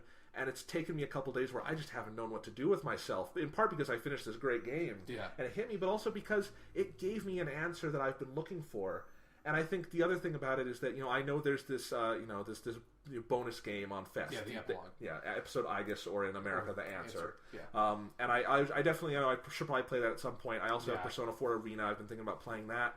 But really, that ending is so perfect to me and so beautiful for reasons I can't even fully put into words. I don't ever want to see those characters again. I don't want to see that story again. It feels so complete to me, even though there are so many things left to happen. Those characters are on the verge of coming up, and that's the other thing I want to say that's beautiful. Yeah, God, from the side of, but I also love that from the side of the protagonist. If you're the one dying, that's not necessarily sad. That's great, because you look at the life you built. They're coming. They're friends, all around you. But from your friend's point of view. And that's one of the things about the answers is because Aigis, I just love that Aigis is the one you're with when you die, and other characters have to sort of come to terms with the fact that they were not the one you were with when you died. But yeah, and I think I'm sure I'll get to a point at some point where I can objectively take a step back. Yeah, I told you, it took me about a week until after I finished Persona 3 that I jumped into episode Aigis. Right, and I think once I'm from a point where I'm no longer viewing it as an extension of my playthrough, but something else, these other characters, viewpoints, then I can probably go in and play The Answer. But as it is right now, it's I don't even want to go like look at Persona videos. It's just like that is it, and I want that to be what I remember. I've gone back and rewatched that ending like 8 times, but it's just like that's so complete. It's how you described Mass Effect 3. Effect. Yeah, you're like it sounds exactly like how I feel about Mass Effect 3, where it's like I can't. And it's interesting that like with Persona 3, I don't know why I don't have the same feel with Persona 3, because honestly, there is stuff in the answer, like stuff that they do that logically I should really hate. Like based on like stuff like the other things that I've experienced. It's just like I would like feel like that ruins the ending or something like that. Like this is like much of a spoiler because I already hinted at it when we were talking about Persona 4 Arena 2. The fact that they might bring back the main character that would piss me off. That is right hinted now. at. But for some reason, that doesn't bother me at all because for whatever reason, in my mind, the Persona 3 story is so complete and encapsulated and so perfect that it doesn't even matter anything else. Because you can nothing else that they do with those characters will ever be anywhere near as great as that story. I mean, it just can't be. But I do love the characters a lot, and I love I love the style of the Persona games, and I like being able to see these characters again. I really like the answer, and I think the answer has a lot of really interesting things to say, even if it is very flawed. And then Persona 4 Arena, it's really fun to see these characters come back, and I think it would even be interesting. And you could deal with some interesting stuff by having the Persona 3 main character come back in some fashion. But it's while I would feel that ruins the ending of the game, usually if anything else did that like this, I would say that ruins it. That ruins the ending. For Spider-Man fucking losing his memories, that really hurts every single time I read a Spider-Man comic. I can't forget that fact. Does not bother me at all with Persona 3. You can just separate it so easily. Yeah, exactly. It's almost like that's how good Persona 3 is. That's how perfect that ending is. That it's whatever. Who fucking gives a shit? It's all so extra. Yeah, that's so perfect, and I'm happy. I'm perfectly happy to have. I want the extra stuff because I do want to see the other characters, and there's a part of me that wants to have the sort of more of I don't want to say anime in a derisive term, but bad anime, kind of the ending of Persona 4 type bad anime, that kind of thing of have the main character come back, do that stuff. Sure, fuck it, whatever. Because there's a part of me that really wants to see Yu Narukami and the main character from Persona 3 fucking teaming it up. Well, that's the same appeal behind fan fiction. Exactly. Yeah, sometimes it's very fanficky. It's right. I want that to exist. I want to have that story. But for me, it in no way affects the story of Persona 3. Right. It really, in a way that based on the way I usually feel about fiction, I should by all means not feel that way. But that's how good Persona 3 is. Yeah, exactly. And I think it's the best ending. Yeah. I can say this definitively. This is the best ending to anything I've ever seen. Yeah, any story. Yeah, 100%. Unbelievable. Yeah. It's just so... again, it throws... And this is the other thing I want to say, just from a narrative standpoint. For the first half of Persona 3, they are just throwing balls in the air. And they are just, let's put this out there on the table, let's put this out there, we're going to have Chidori, we're going to have Strega, we're going to have all this shit, throw it all up in the air. And I was thinking for a while, this stuff's not going to come back down. Yeah, exactly. Because I remember when the first time I played Persona 3, I talked to you about it, and I was just like, well, I really like it, and I'm definitely going to keep on playing it, but it's just it doesn't feel as strong to Persona 4, especially when I got kind of to the middle point. It's just it doesn't feel like it has a huge focus. Right. I don't really know what this game is doing. Its pacing's kind of weird. And then it's it's only... Then I got to the very end, and now when I think about, the beginning sections of Persona 3, I fucking love them. Oh, yeah. It makes me really excited to one day go back and play the game, just because it's I want to re-experience all that stuff from the perspective of having finished it. When you started playing Persona 3, I watched... I kind of played the very beginning section of the game again. You watched me fuck up a bunch. Yeah, I watched you fuck up a bunch, but then I also played, the first, 2 or whatever hours, the very beginning of the game, because the fucking beginning of that game is awesome. Oh, yeah. It's, 1,000 times more awesome when you've actually played it. And it's, I want to have all, the kind of the wacky adventures, when you go and see Fuka. I thought that, when the first time I played the game, I was oh, that's kind of an interesting when you get Fuka. That's kind of an interesting story. And then when you were playing it, I was oh, shit, that's when you get Fuka. And then I'm that part's awesome. For some reason, when I think about those sections of the game, they seem way more awesome to me than the first time I played them. But I think that's the thing is that any sort of story that does this, where it throws all these balls into the air and then has the mastery to bring them all back down and put them in place, and it's perfect, then everything becomes stronger after that. And I think that's the amazing thing is that halfway through Persona 3, I'm wondering, I wasn't disliking it, or I loved it, but I'm is there any way they can bring these all back to Earth? Yeah. And one by one, everything starts falling into place, and they bring, again, going from macro to micro, it goes from this giant story. They're asking the biggest questions humanly possible. Literally, that is no exaggeration. Yeah. There are no bigger themes to explore. It's the biggest questions you can ask humanly possible that are actually questions worth asking. Right. That's my opinion. And yes, and then they're asking those. And it's a plot that is huge and long and complex and convoluted, and then it all comes together, and then that final scene. Yeah, which is as intimate a scene as you can possibly have. Right. And would you ever imagine starting out the game with the amount of stuff that happens that would be the last scene, just two people? Yeah, you know? No, like I would never, like. Again, like, I love Persona 4 to death, but like I've said multiple times, I think the weakest part of Persona 4 is its ending. Like, because it has that very preachy anime, we're going to spout out our philosophies at each other, but really come to no real philosophical or intellectual resolution. We're just going to beat the shit out of you. Like, that's such a bad anime type thing. Yeah. Like, that's why, like I've said, like, it's so amazing to me that Persona 3 has this great of an ending, because most of these kinds of stories, like, I think, like, Japanese storytelling tends to be, just based on stuff that I've seen, tends to be so heavily character-focused that the endings usually suck. And I think why they suck is because they're so character-focused, and that makes it hard to have a real good ending a lot of times. Because you have to have, like, a strong plot to have, like, a nice, like, obvious way to end something that sort of buttons stuff up. Well, it's like, for instance, Lost is a good example in America of that's a totally... Like, I obviously haven't seen the last season, but yeah, 100%. Well, what I was going to say is Lost is a totally character-focused series, and what they did for the finale, and I love the finale because the finale is basically just character resolution. Yeah. And I think it's great, and it recognizes what was important about Lost and ends those characters in the perfect place. But a lot of people hated it because apparently they didn't care about the characters and just wanted to know stupid little plot things like why they picked those numbers. I think that's a little, like, obviously I don't know how much this is because I haven't actually seen the last season. I've seen every season except for the last one. But I think you saying that maybe is a little unfair. It's unfair, I'm sure there's, like, because I think, like, I think Lost definitely kind of throws people for a loop because it starts off so heavily character focused and then it starts building out the mystery stuff. And I think I personally think it, like, Lost gets kind of awkward and unfocused, and that's why I stopped watching it. But, like, I think, like, those endings are so hard to do, like, having them be so character focused that I can understand how people would be very frustrated with it. Obviously, I haven't seen it, so I don't. But in any case, that's just the analogy of something you can compare it to. But yeah, Persona 3 is character focused and has this great. Yeah, it gets this great plot that, like, about death that, like, you didn't necessarily see coming. Yeah. Like that is, like, like the plot of that game changes so much. Like, at first it's just, it's just, hey, like, the Dark Hour, Tartarus, there are these weird shadows that come up every full moon. We need to take care of them. And then slowly it's like, okay, Ikutsuki went fucking crazy. Well, even before that, you have all the stuff about Kirijo Corp. Yeah, like, Kirijo comes in, like, you've got, like, Aegis, like, comes up and it's like, what the fuck, robot? Like, that's crazy. Then Ikutsuki goes crazy, like, Strega comes in, and Strega's, like, this weird cult, and it's just, like, yeah, it starts, like, the plot sort of, like, slowly unfolds in, like, this, like, way that, like, you would never expect it would be like that. Whereas with Persona 4, you realize it's a murder mystery story from the get-go. Like, okay, like 3 hours into the game when actually the murder happens, because, it's a Persona game.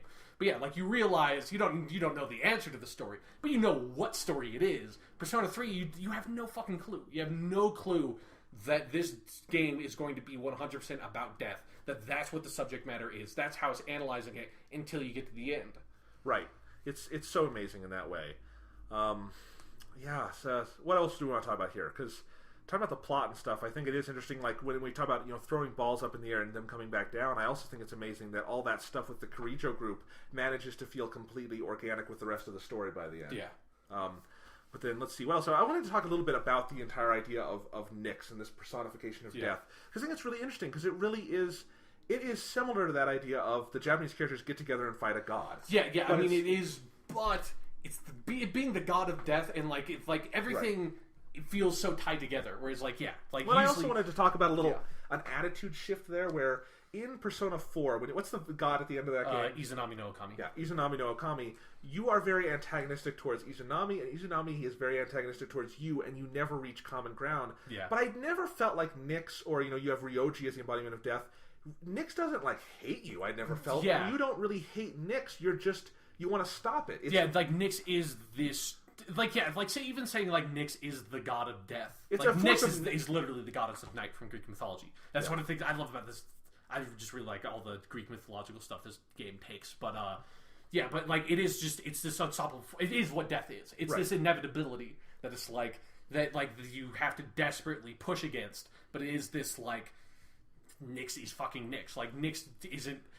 It has no intelligence. You know, like Ryoji is its sort of emissary, but Nyx itself is not like you don't feel like as like it's this self-aware creature. No, it's a force of nature almost. You know. It's an embodiment of things, and again, your attitude toward it is much more mature. Yeah, and I think that's something you talked about with Persona 3 before on this podcast. Is it's a much more mature game than Persona 4. Yeah. Or I should say, Persona. Like it's like I wouldn't necessarily because Persona 4 is also a very mature game. Like it deals with really mature themes, but like they're such different themes. Like, well, here's what I was going to say: is that I think it's a difference between the stance of the people making it and what you're actually experiencing. And I think the stance of the people making it is probably equally mature in each game to me. Yeah. But I think Persona 4 is exploring more immature characters in a more immature scenario. It's like I would say, it's like I think Persona 4, like what Persona 4 deals with its subject matter in a really mature way, but its issues and its themes are adolescent in nature. Like 100%. It's dealing with self-discovery, like discovery of your sexuality, your gender, like that kind of stuff, like learning how to assert yourself. And those themes are very adolescent, whereas this, I wouldn't even necessarily call death a mature theme. It is an all-encompassing theme. It is just like the human theme. And you know, I actually think it's interesting. Persona 3 in doing that touches on a lot of very common Japanese themes that is one of the reasons I relate to Japanese storytelling a lot of forced maturity, of kids going through arcs where the adults let them down in their lives and they have to become adult very fast. We see that a lot with, you know, the Kirijo people and Yukari's parents and parents that have left having to kind of take on the sins of the father effectively. Right. I mean, that's a very Japanese thing. One of my favorite Japanese movies is Battle Royale. That's 100% the themes of that film. And you know, it's interesting. I think those are some very common themes, but again, because they have to be there because it is all encompassing death, these ideas. Yeah. And I think it's interesting. You know, the only way is, as you said, it really feels like Persona 3 should have come after 4. But at the same time, you realize they put everything on the table for 3. You have to scale back after that. Yeah, in a lot of ways, yeah. You couldn't make a darker game. So, yeah, like, you couldn't make a darker anything. Like, you just put in the game, it would just be a black screen, and it's like, oh, this game's really dark. Yeah. So they had to go lighter for 4, and I actually, looking at it from a historical standpoint, I really think it's interesting that they went to go with some issues that are smaller and lesser, quote unquote, but still so, you know, important and tangible to life that Persona 4 still has that incredible impact. Yeah, like, I mean, it's really obvious that Persona 4 is made by the same people who made Persona 3, you know, like, just in terms of, like, the storytelling and the themes they decide to tackle and how they tackle it. But yeah, and I think I have a greater respect, really, for both games after playing them and seeing that they were able to, in 2 years after 3, make 4, and do something that is of, you know, close levels of quality. And I think, yeah, here's the thing about Persona 4 is it is a better game as a game. Yeah, I definitely like since it's the sequel, it is a lot more refined in a lot of ways in terms of its mechanical structure. It implements the social links better. Particularly, I think the social links are and while like I look back on Persona, like the early parts of Persona 3 really fondly, I would still technically say the pacing is a flaw in Persona 3. Like there's some issues with that. Yeah, I think there's some... I would never say Persona 3 is a perfect game. Like, I wouldn't say anything's perfect. No. But, like, but to me, even, like, a lot of sort of the clunky nature of the mechanics has, like, a huge amount of charm to them, to me. Because none of them... It doesn't, like, they never feel like the game's broken in some way. It's just, like... And I think this could be refined. And I wanted to talk about this in a minute with our discussion of the portable version. Okay, yeah. But I mean, you know, going back to 4, it's just in a case where I think 4 is, as a game, it is more fun to play. I feel like you digest it in a more well, and at a certain point, Persona 3 is not fun anymore. Kind of the same way The Last of Us. Like I really enjoyed that game. Like I'm glad I played it. I will play it again someday. But I would never say it's fun. That's not the right word for it. With Persona 3, Persona 3 starts out real fun. And at the end, you just, like you said, you're just crying in the fucking corner with a Predator roll. Yeah. And that is such a valid experience. But if you're going into a game because you just want to have fun... I would pick Persona 4. Let's say Persona 4 is for more people than Persona 3 is. Oh, absolutely. But, you know, and Persona 4, I think, is only lesser in the sense of its impact is not as great cumulatively. Yeah. And it doesn't explore themes that are quite as big. Yeah. And then also, like, I think both of us have, like, are more personally attached to sort of, like, looking at and discussing the themes of death. Yeah. Like they have, like, really big personal significance to it. Like, that's why, for me, two of my favorite fucking games of all time, Persona 3 and Mass Effect 3, said before, both of them 100% about death. Yeah. Like that's what it is. Like that theme really interests me personally. Absolutely. So obviously I'm going to like Persona 3 more. And I think we come to it from a different stance where I think also Persona 3 is, it doesn't put religion in the equation or anything, and we are both non-religious people. So it looks at death from like a perspective that we understand it as well. Right. So in any case, but and I'm excited to go back and play Persona 4 sometime. I got that New Game Plus waiting to start, and I'm going to be happy doing it. And I think, you can't, just as Persona 3 somehow makes you think about these issues so powerfully and poignantly and beautifully, and they're so big and dark, and it hits you on a dark level so much.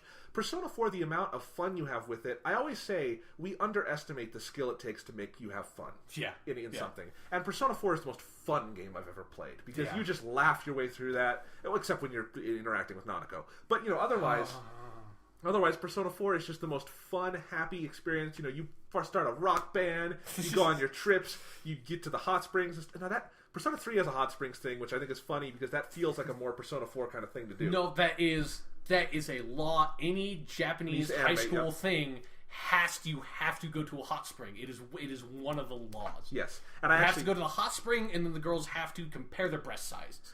And that happens every fucking time. And the male characters have to be in danger. They have to sneak in. They have to sneak in. Yes, that always has to happen. They either have to sneak in or accidentally sneak in. Yep. They have to stumble upon them. While I've been was playing Persona 3, to even myself out, I've been reading this really fun romantic comedy high school manga called Nisekoi. Mm-hmm. It's really good. And literally, right after I watched the Persona 3 part with the hot spring, there was a Nisekoi chapter with hot springs. And the same kind of thing happened. And it was great. I don't know what that is. It happens in fucking everything. It is so common.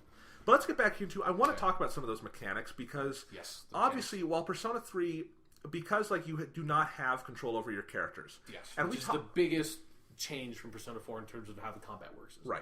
And you talked about this actually a lot on our Top Video Games podcast, that helps to make this sense of every person is their own person. Yeah, it's one of my favorite things about the game in terms of because we talk a lot about when anybody who's into games and has a sort of game critical edge, you always have to bring up the term ludonarrative dissonance, because it is the buzzword in modern games criticism, meaning the dissonance between how the story and the mechanics of the game interact.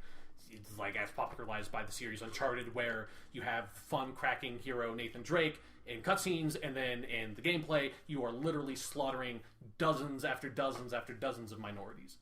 It's weird, subtly racist undercurrent in Uncharted, I feel, but yes. But yeah, so there's that ludonarrative dissonance, and so there's always this really interesting, and something that usually only indie games accomplish because they're so small in scale, with this interesting, whole, super satisfying feeling from a game that breaks that divide of the narrative and the mechanics, where the mechanics and the narrative combine to just give you a fucking punch in the gut. And a lot of times, I think people underestimate how valuable it, just pure interactivity is to breaking that divide, where it's that changes the scope of the narrative in a lot of ways. But something where the fact that you do not have direct control over your companions in combat, which even though that is in Persona 4, it's not that was a crazy concept when Persona 4 did it. In turn-based combat, it is 100% traditional that you control all your teammates all the time. So Persona 3 doing it is really kind of fucking crazy.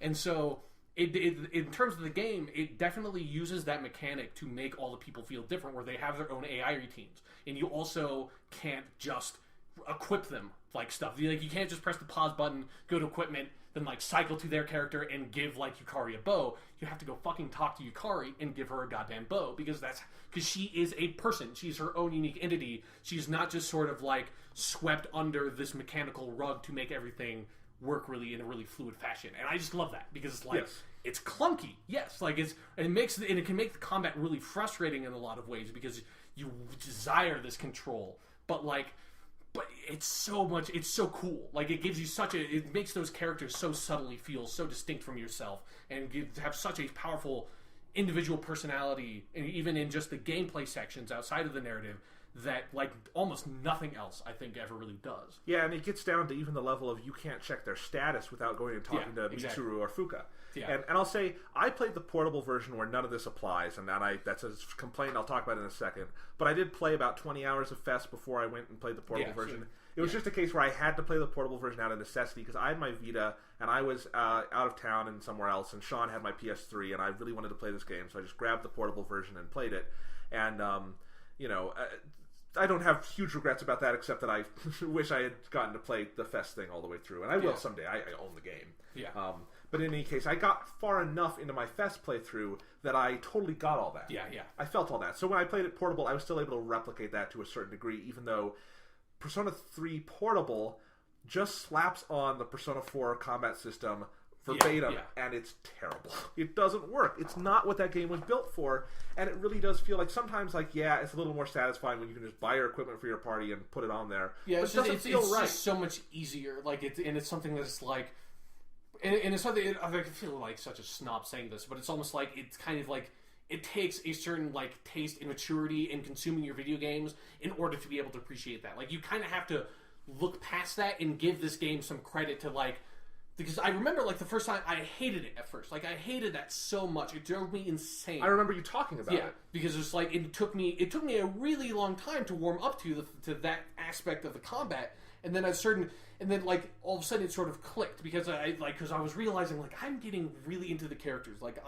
There's something about these characters that I like so much, and I can't it's something that I don't feel about them the same way I do about Persona 4. I don't feel about them the same way I do almost any other character in anything, and I couldn't quite put a pin on it. And then I realized they all feel like people. They all feel like different people, just completely 100%. And then I sort of was trying to deconstruct that myself, and I was like, oh, it's the mechanics. The mechanics drive, part of it is the writing too, where they definitely feel like they have their own friends, their own personal lives that is informed by the fact that you are brought together by circumstances of you having personas and having to fight, and not necessarily you all wanting to be friends.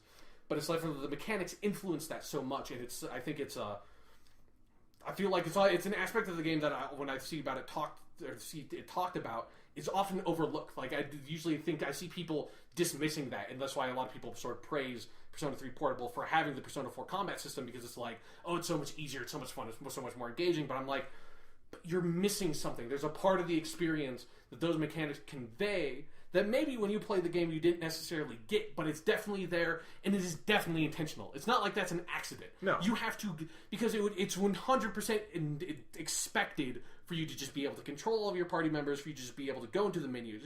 Persona 3 was made in 2006, not 1988. Right. Genre conventions were well established at that point in time.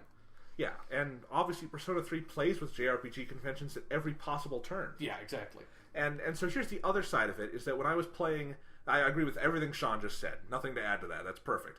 The other side of that is that I think there's a certain pace to the combat that is informed by that, and the fact that Tartarus there's just this brilliant hook to it, this simplicity to it, where I still prefer the dungeon system in Persona 4 because I like the variance of it and everything. Yeah, I agree. It's more fun, but for Persona 3... Tartarus feels more appropriate. Oh, absolutely. And that's the thing about Tartarus is you have every night you can choose to go in. There's a couple, exceptions here and there, but otherwise every night you can go in if you want. Yeah, it's your job. I love that. It's your job. It's your job, and you have to get to the top. And there's really no set time limits on it until the end, but you just got to get up there. And so you go in, and there's also this system where you are either tired, good, or great. And if you're great, eventually you'll go down to good, and then to tired. If you go in good, it'll be less time until you get to tired. And once you're tired, you really need to get out of there, or else you're going to start losing. Really because those different status effects, particularly when you're tired, you the rate at which you miss increases exponentially. You're much easier to get critted against. So if you can kind of manage it, if one or two people in your party get tired, it's if everyone in your party's tired, you're fucked. And you'll win a fight. And if you don't get out of there, you'll get sick, and then it'll take you longer to get good again, and that's bad because you want to be going into Tartarus pretty regularly. Yeah. So you sort of slowly develop this pace of you get this sense of I should probably be leaving about now because my people are going to get tired pretty soon, and you get to this pace of if you manage it well, you can go into Tartarus basically every single night as long as your people don't get sick, because good night gets you good again. Maybe do a floor, maybe do 2 floors, whatever. Yeah. And, just do a little bit at a time, come back, and there's also this system where your save points in Tartarus are these access points, and there's one every 10 floors, let's say. Yeah. Sometimes it's less, sometimes it's more. And then you can go in and you can go to one of those points. So really, one block, let's say 10 floors, that's not... Okay, and blocks means something different. Yeah. Let's do 10 floors, every 10 floors. Yeah, every 10 floors. You might have to do those 10 floors the first 2, 4, or 5 times, but you'll be doing them over and over, and you'll be getting higher leveled, and that's how you manage your leveling too. And when I was playing the Fest version, I really got to a point where at first this was a little weird to me, but then I had a lot of fun with it. And I thought, for one, the combat is really, really fast-paced because your other team members are AI controlled. Yeah. So those battles are like fucking just shots of adrenaline. Yeah. And it's like you become a junkie for them at one point because they also sing Mass Destruction. And that is the greatest JRPG battle music ever. Well, I fucking love it. I really, really like, although the version of Mass Destruction in the episode I guess is the better version of Mass Destruction. I actually agree. I've listened to it on the Fest soundtrack. Yeah, it's something that it's like, because I played, because there's so much combat in episode I guess that like when you were playing the original Persona 3, I was like, oh, that one guitar part isn't in the, because it's like, it's such a subtle change in the Fest version, but it's like there's just this little guitar part. It's like makes that song just so much more whole to me. But anyway, I love that song so much. I probably like Reach Out to the Truth. I think like Best Destruction probably is a better song, but Reach Out to the Truth is so it's so awesome because it's like the guitar riff is so great, but it's so corny in such a J-pop way that I really love it. And Best Destruction is corny in this like hip hop way, right? And I should say I like the music. Personally, I'm a bigger fan of the Persona 4 music, but that's one area. General, I agree. The 3 songs that I feel like Persona 3 has the huge advantage in is I like the battle music more. The theme song, Burn My Dread is my favorite theme song to anything ever, especially with the animation attached. I love that so much. The opening cutscenes, the title cutscene is really so awesome. Great. And I like Memories of You as my favorite. Yeah, Memories of You is fucking definitely. Other than that, I couldn't love the music in Persona 3 more if I tried, but I like the music in Persona 4 more if I had to choose. But anyway, getting back into it. So you have those awesome battles. You go in, you don't feel like you're ever really grinding because you just go in, you battle a little bit, you come back out, you go. Yeah, because you're never in Tartarus for a huge amount of time. Whereas with like Persona 4, especially like once you sort of like get really good at it and you like just run a dungeon through in one day, like in the context of the game, like you're in that dungeon for like 5 hours, right? Like and that's. And while like at a certain point, like I'm kind of fine with that with Persona 4, I definitely like with Persona 3. It's like you're in there for like an hour, and it's like you get out, you go do social link stuff. And here's the thing about Portable, and this is where Portable. This is a change I don't even understand why they did it, because to me it breaks the game at a certain point. The pace of it is that they get rid of these. They basically get rid of the entire system of good, tired. What would you call it? Like status system. Yeah. Status system. It's still there for some unknown reason, because you can still get tired, but only when you go back to the real world. Not real world. When you get out of Tartarus and go back during the day. So you can be in there effectively infinitely while you're in Tartarus if you can manage your SP.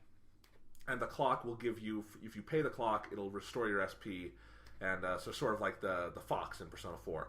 Yeah. And here's what happens because of that. And also because you can also, at the entrance to Tartarus, the stairs, you can go back to the last floor you played. So the whole save system, And so that's the big one, I think. Those 3 things are the big things. So what happens is you are not incentivized to play Tartarus night after night. You're incentivized to go into Tartarus and get as far as you can and then come out when you're done. So you will play Tartarus for 3, 4, 5 hours at a time, one night. And Tartarus, like the dungeons in Persona 4, I think are fun to play for hours on end. They're designed to be played in bursts.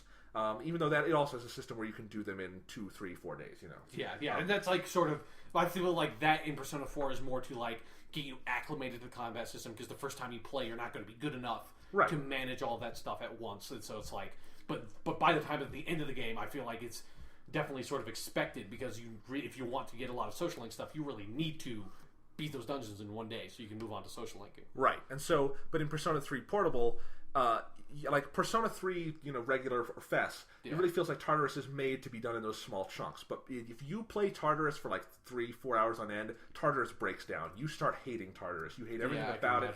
It doesn't work. Because the song is the same. Usually the visuals for huge stretches of levels are the exact same. It just doesn't work. And enemies are the same for so long. Yeah, that's true. It gets really repetitive. Basically, I would just always be like, all right, it's time for Tartarus. I pull out a podcast, go through Tartarus and grind until I get a couple levels up and get to the end of where I could go. And that I could have tried to replicate the system from Persona 3 and FES more, but there's no reason to do that at that point in Portable. So it really was annoying to me, and I didn't like that. And then there's another change I should say, where in Persona 3 FES you can do 2 things at night if you don't go into Tartarus. You can go out to town, then come back and study. Yeah, yeah. You can only do one thing at night if you don't go into Tartarus in Persona 3 Portable, so you are double incentivized to do Tartarus in one go. Yeah. Because then otherwise you lose literally half of your opportunities to get your stats up. So my stats got up really late in the game because of that.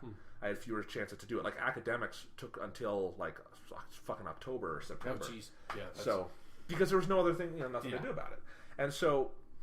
That's all kind of annoying, and I don't like that, and it just really, in terms of breaking the pace, it became this thing where I loved playing the game, but I hated going into Tartarus at a certain point, and so in the back of my mind, I'm not counting that against the game, because in the pure good version of the game, that wouldn't be a problem. But Portable, that is probably the thing that to me is the worst thing about Portable, combined with the use of the Persona 4 combat system, which takes away not just that story side, but also just, I don't know, combat feels different. You can make it like the Persona 3 combat system in that you can make your party members AI controlled. Yeah, like you can do the same thing in Persona 4. But except you can't, because in Persona 3 FES, as I understand it, you have more tactics to do. You have like by the time you get to the end of the game, you can manipulate. You as long as you like understand how the different characters play, you get enough different tactics that you can effectively manipulate them and force them to do whatever you want them to do, as long as you take the time to. And you can't do that. There's only the 4 tactics options in Portable. Yeah, there's a lot more than 4 in FES. That's what I was talking about. There's only the 4, so you can try to limit yourself, but you're limiting yourself even more than you would limit yourself if you were playing FES. Isn't that crazy? Yeah. So I don't like any of those changes. And the other big change in Portable, as long as we're on this topic, is that it changes from a 3D movement interface to a point-and-click interface. Yeah. And visual novel style for cutscenes and stuff.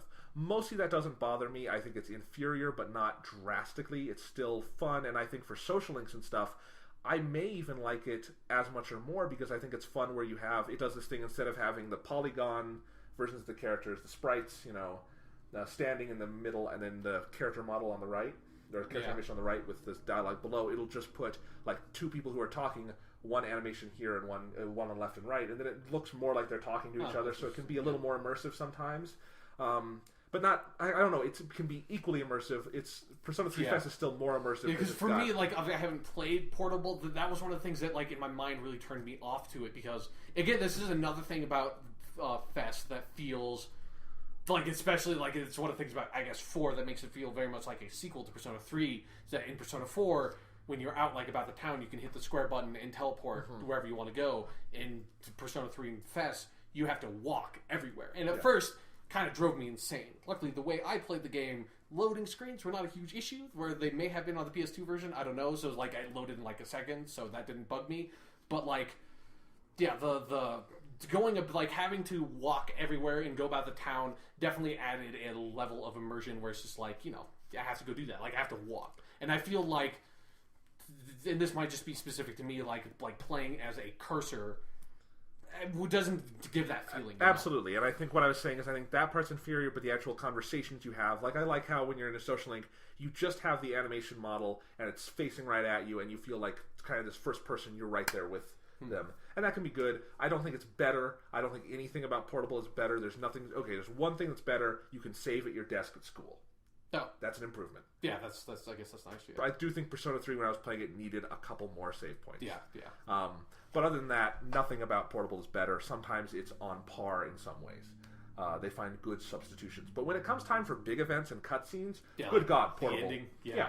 Nothing about Portable. At that point, Portable just breaks down, and I would, again, whenever something big happened, like, because it makes it very clear, like, here's where an animated cutscene was. Yeah, because all of a sudden, all these people are describing something that you're not seeing. Yeah, basically what it should be doing there is say, go to YouTube and watch the clip. Yeah. And I'd actually kind of befuddled. Why could they not fit 20 minutes of animation on a UMD? I don't know. Like, I don't know what the story... I mean, honestly, probably, like, that game is probably pre-stretching the storage limits of the UMD on the PSP by quite a lot, I would imagine. Like, I guess so. They could have put it on 2 discs. Maybe, I don't know. Like, it's just those animated cutscenes, I don't know why you would want to lose them, because their alternative is so drastically inferior. Yeah. It's kind of terrible, actually, those parts. Like, when the best approximation they do is Shinji's death. They're able to do a pretty good job with that, but even then, it's like they always have to describe, like, Takaya raises his gun. Yeah. Takaya shoots. That's like, but it's more powerful when you see the animated cutscene and Shinji goes down, and you're like, fuck Shinji. Yeah. I wasn't even that attached to you, but now I'm sad. Yeah.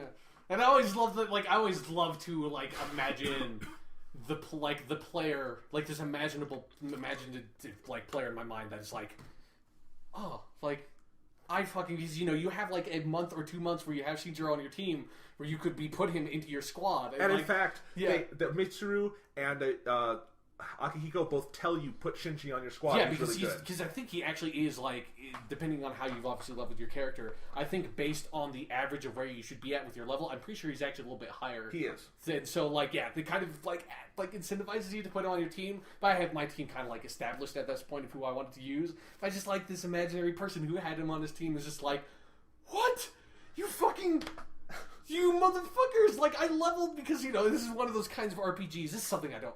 I mean, I guess it is an aspect of it that definitely ties into the everyone feels individual. But this is something that's kind of a pain in the ass where you have to level each person up on their own. It kind of really bugs me most of the time, where it's like, if you fucking played Shinji, like, everyone else would be like 10 to 15 levels behind. Like, fuck! Yeah, I remember the month Aegis is out, December, I had gotten where I needed to go in Tartarus anyway, so I didn't... Yeah, me too. I was super lucky on that because she was on my team. Right, and Aegis was on my team too. We used the same team. Yeah. But in December, I decided to go back in because Portable also has... This is a nice little addition where people will wander into Tartarus and you have to go rescue them and you get a reward.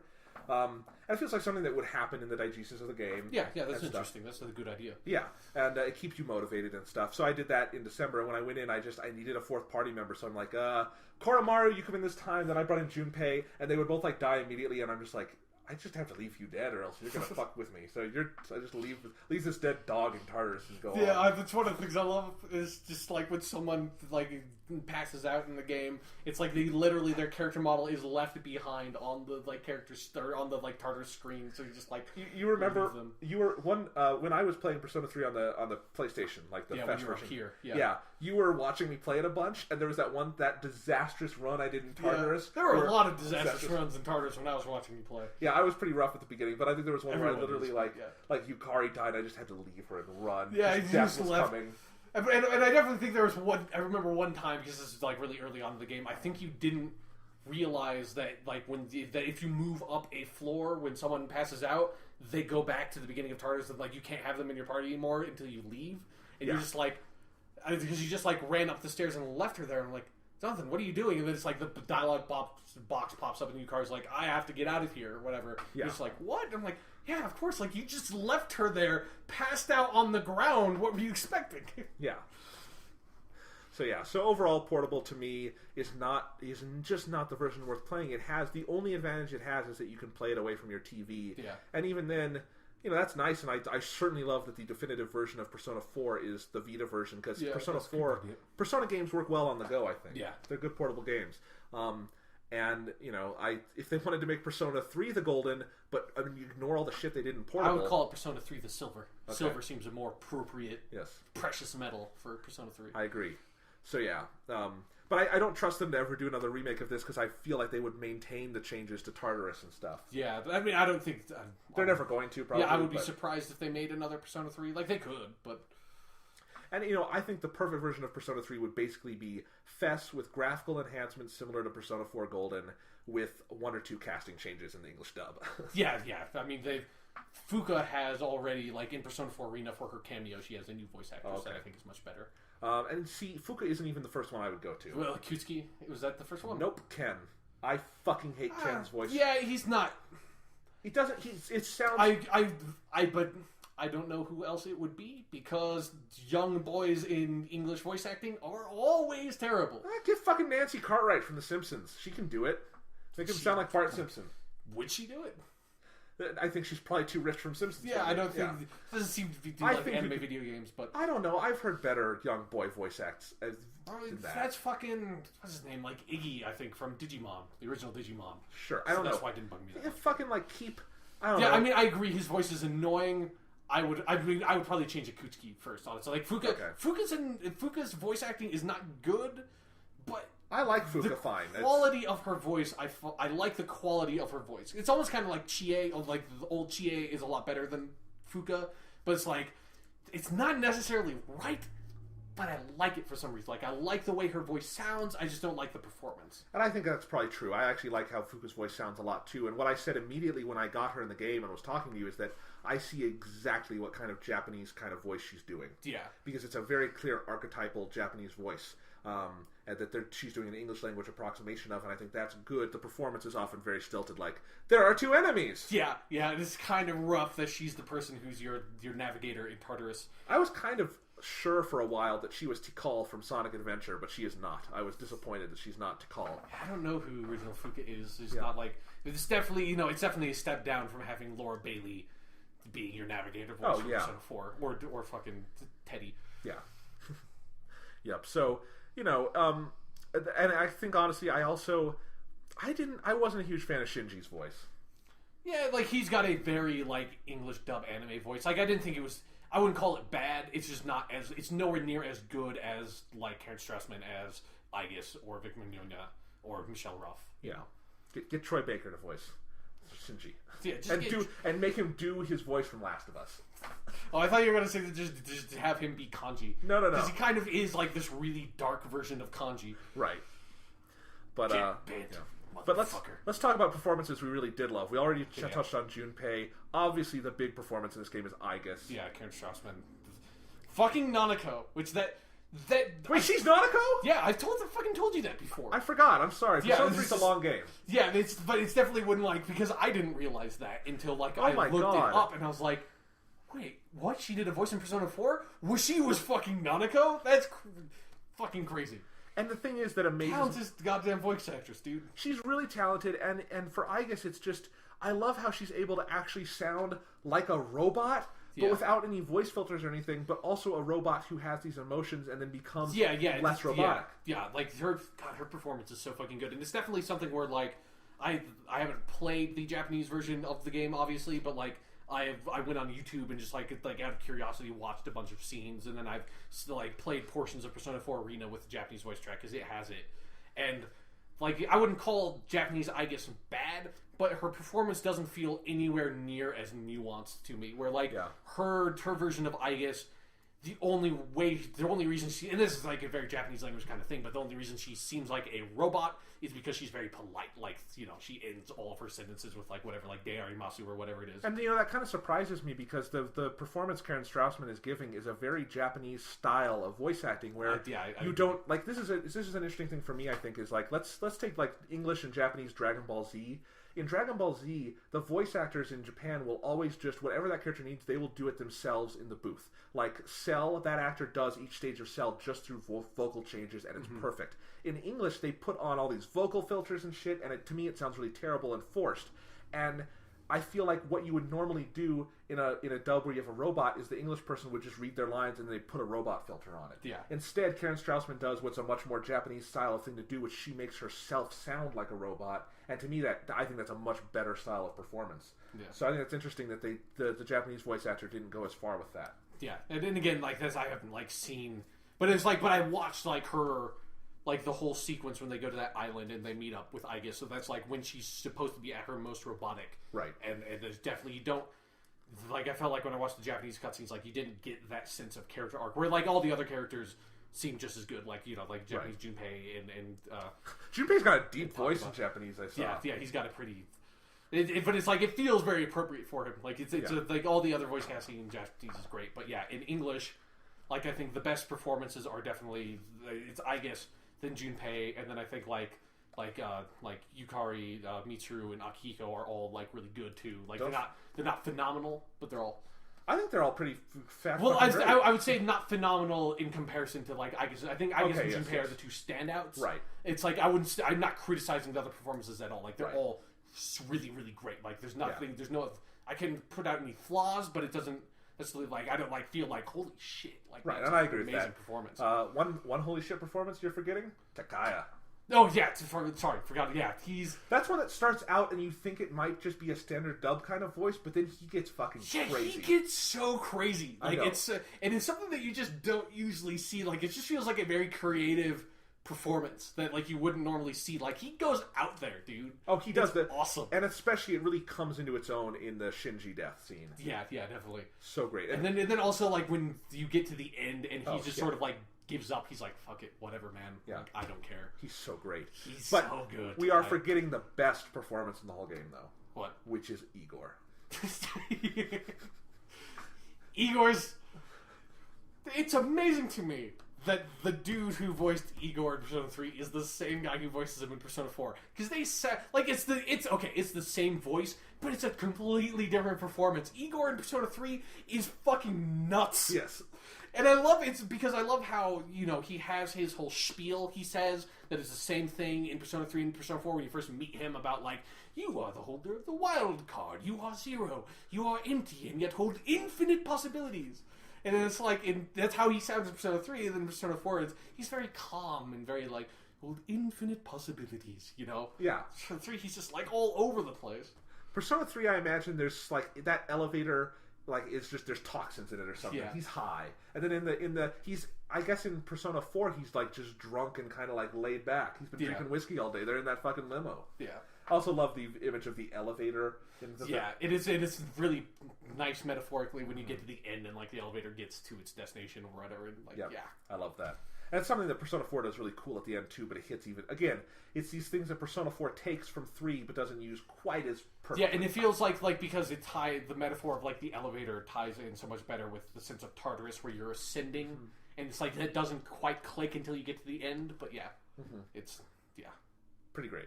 And then other performances, like you're talking about, Igor, reminds me, Elizabeth. Oh, I love Elizabeth. Awesome. Elizabeth's fucking awesome. Great voice, and I like...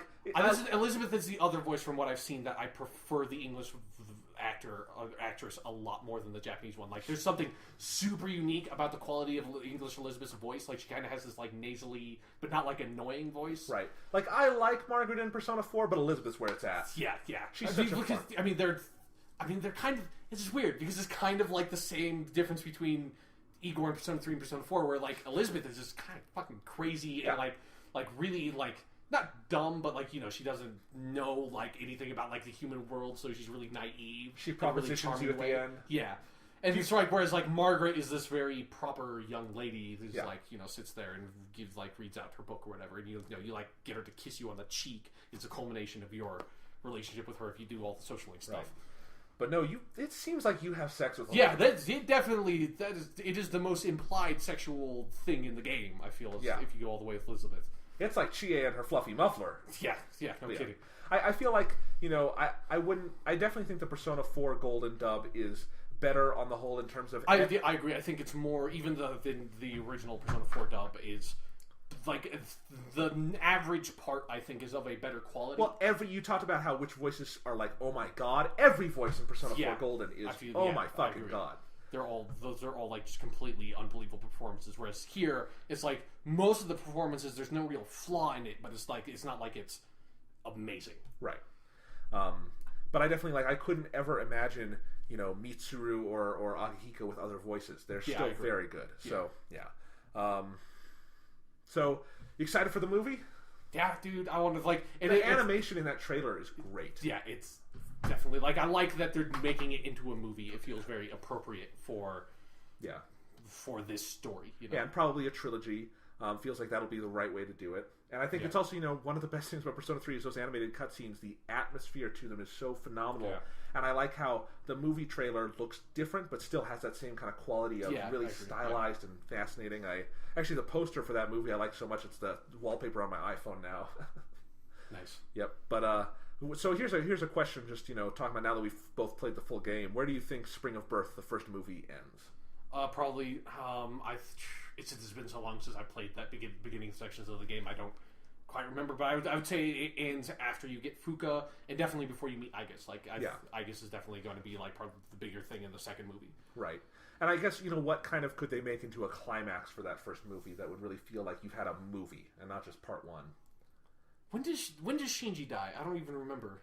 You don't have Aigis yet, I don't think. Because if you don't have... It's like I said, it's been a really long time since I played this game. Like, it's been almost a year now. Yeah. So, yeah, I think if Shinji dies before you get Aigis, that would be a pretty good place to leave off. I'm going to look it up right now really quick. Okay. But yeah, I think then for 2 and 3, I think there are more obvious places. Like, where would you end 2?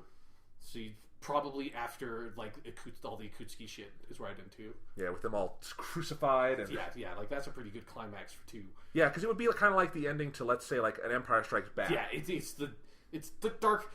Normally you'd call it the dark middle chapter, but shit gets way darker after that. But it's definitely darker than what came before. Yeah. You know, I wish more trilogies had that, where it's like you have the dark middle chapter, and then you have the seriously dark middle chapter, where it's like Return of the Jedi, all the Ewoks get skinned or something. Okay, Shinji does die after Aigis joins Seas. Okay. There's a long time where Aigis is not particularly significant. So you could rejigger that, though, if they wanted to. Yeah, like, who knows? Like, yeah. It seems like they're really putting a lot into this, though. Like, it looks like it's a pretty big release. It's getting a lot of promotion. That animation quality is way beyond what I was expecting. Yeah. Yeah. So I'm curious about when that will ever make it over here, you know? Yeah. I mean, it only took, like, I think a year for the animation to get dubbed. I don't... If they ever finished the dubbing, I don't remember, but... No, it's all out. Okay. Both sets have been out for about a year now. Okay. Yeah. So, we'll see. Luckily, you know, Atlas and everyone over here is very receptive to Persona stuff. Yeah. So we know... and either way, you know, who knows? There's a lot I've seen Japanese Blu-rays, most of them these days have English subtitles, so it would be easy to import that one over. But yeah, so I'm excited for that. But Persona 3, man, I think we've pretty much covered what we wanted to cover for this. Yeah, segment. I mean, there's one thing I was thinking about that I'm not even sure if you noticed this, but it's the one thing. It's like definitely the thing when I realized that the Persona 3 Portable did not have the animated cutscenes. When I was thinking about the ending, that I was like, fuck that, is that the very last cutscene in the game. Oh, the butterfly. The butterfly, and did you notice, in that cutscene, Aigis is human. She does not have the robotic paraphernalia on anymore. She's just wearing a normal Gekkoukan high school costume, and that's like, she has ears, like she doesn't have like the weird ear things anymore. She's just a human girl. I guess I subconsciously noticed that because I knew she looked different, and I saw that her eyes in particular, because that's the last shot, is her eye tearing up. Looked different, but I didn't notice she was human in that. Yeah, it's because it's such a beautiful little touch, because that whole last cutscene, you know, it's so dreamlike because it's all like just this like white background and her just. I assume she's still a robot when you meet back up in the answer. Yeah, it's not like she didn't literally turn into a human, but it's like it's conveying she has like that moment is what makes her realize her humanity. Even though I think she had become human before that point, just like when she realizes, I have these emotions, like I am effectively human. Well, you know what, and I think that may have contributed to my reading of that ending. The one I had is that, you know, that is the ultimate moment of her humanity, because even if I didn't notice that she was human there, I definitely noticed there was difference there. Yeah. She was made whole by this.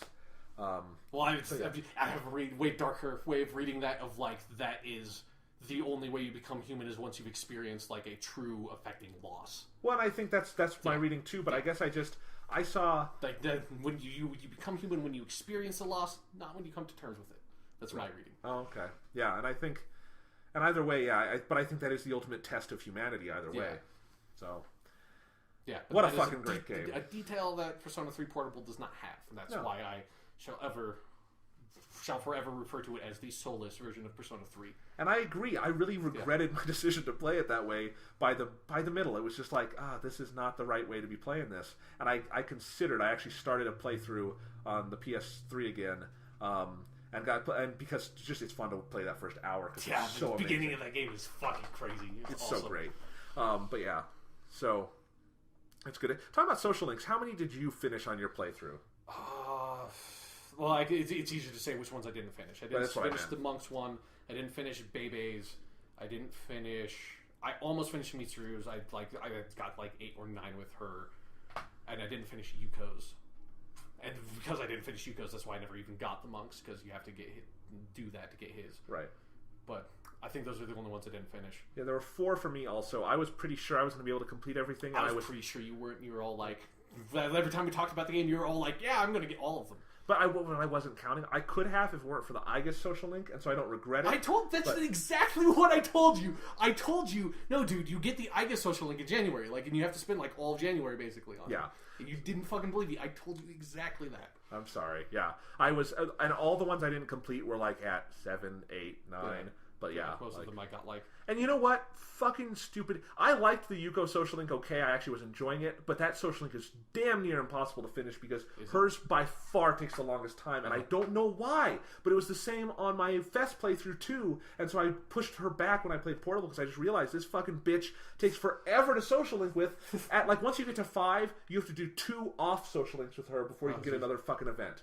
Every time. And you know what? I don't know why the temple stuff doesn't count to Yuko. You do it and you still go back to her and she still wants you to hang out once without actually having an event. So you have to... Yuko like takes like 30 fucking times hanging out with to complete her 10 episodes. I never really got drawn to Yuko. I liked the librarian like Chihiro a lot more. I know, and I realized it, and that's when I didn't finish too. And I realized, you know, at a certain point, like in December, it's like if I had never tried Yuko, I could have probably completed every other social link but her because she is such a time suck, and I don't know why she's the only social link that's like that. It's annoying. Fucking Yuko, man. Yeah. And again, Yuko's social link is good. I just don't think it's not great, but it's good. And I really enjoyed the social links throughout in this game. I was thinking, I agree that they are better integrated in Persona 4, and on the whole, they are of better quality. Particularly what Persona 4 does is there are not as many social links that feel like they are there for padding. Yeah. Like in a normal 10-episode social link in Persona 4, every episode feels substantive. Not in every social link. Yeah, like every once in a while there's like 1 or 2 where it doesn't move forward, but for most of them it feels like, these are all important. Right. And I feel like in Persona 3 there's a lot that are a little more padded, but even then I think the writing on them is so good. And there are some that just sneak up on you, like the Gourmet King one. But the end is really great.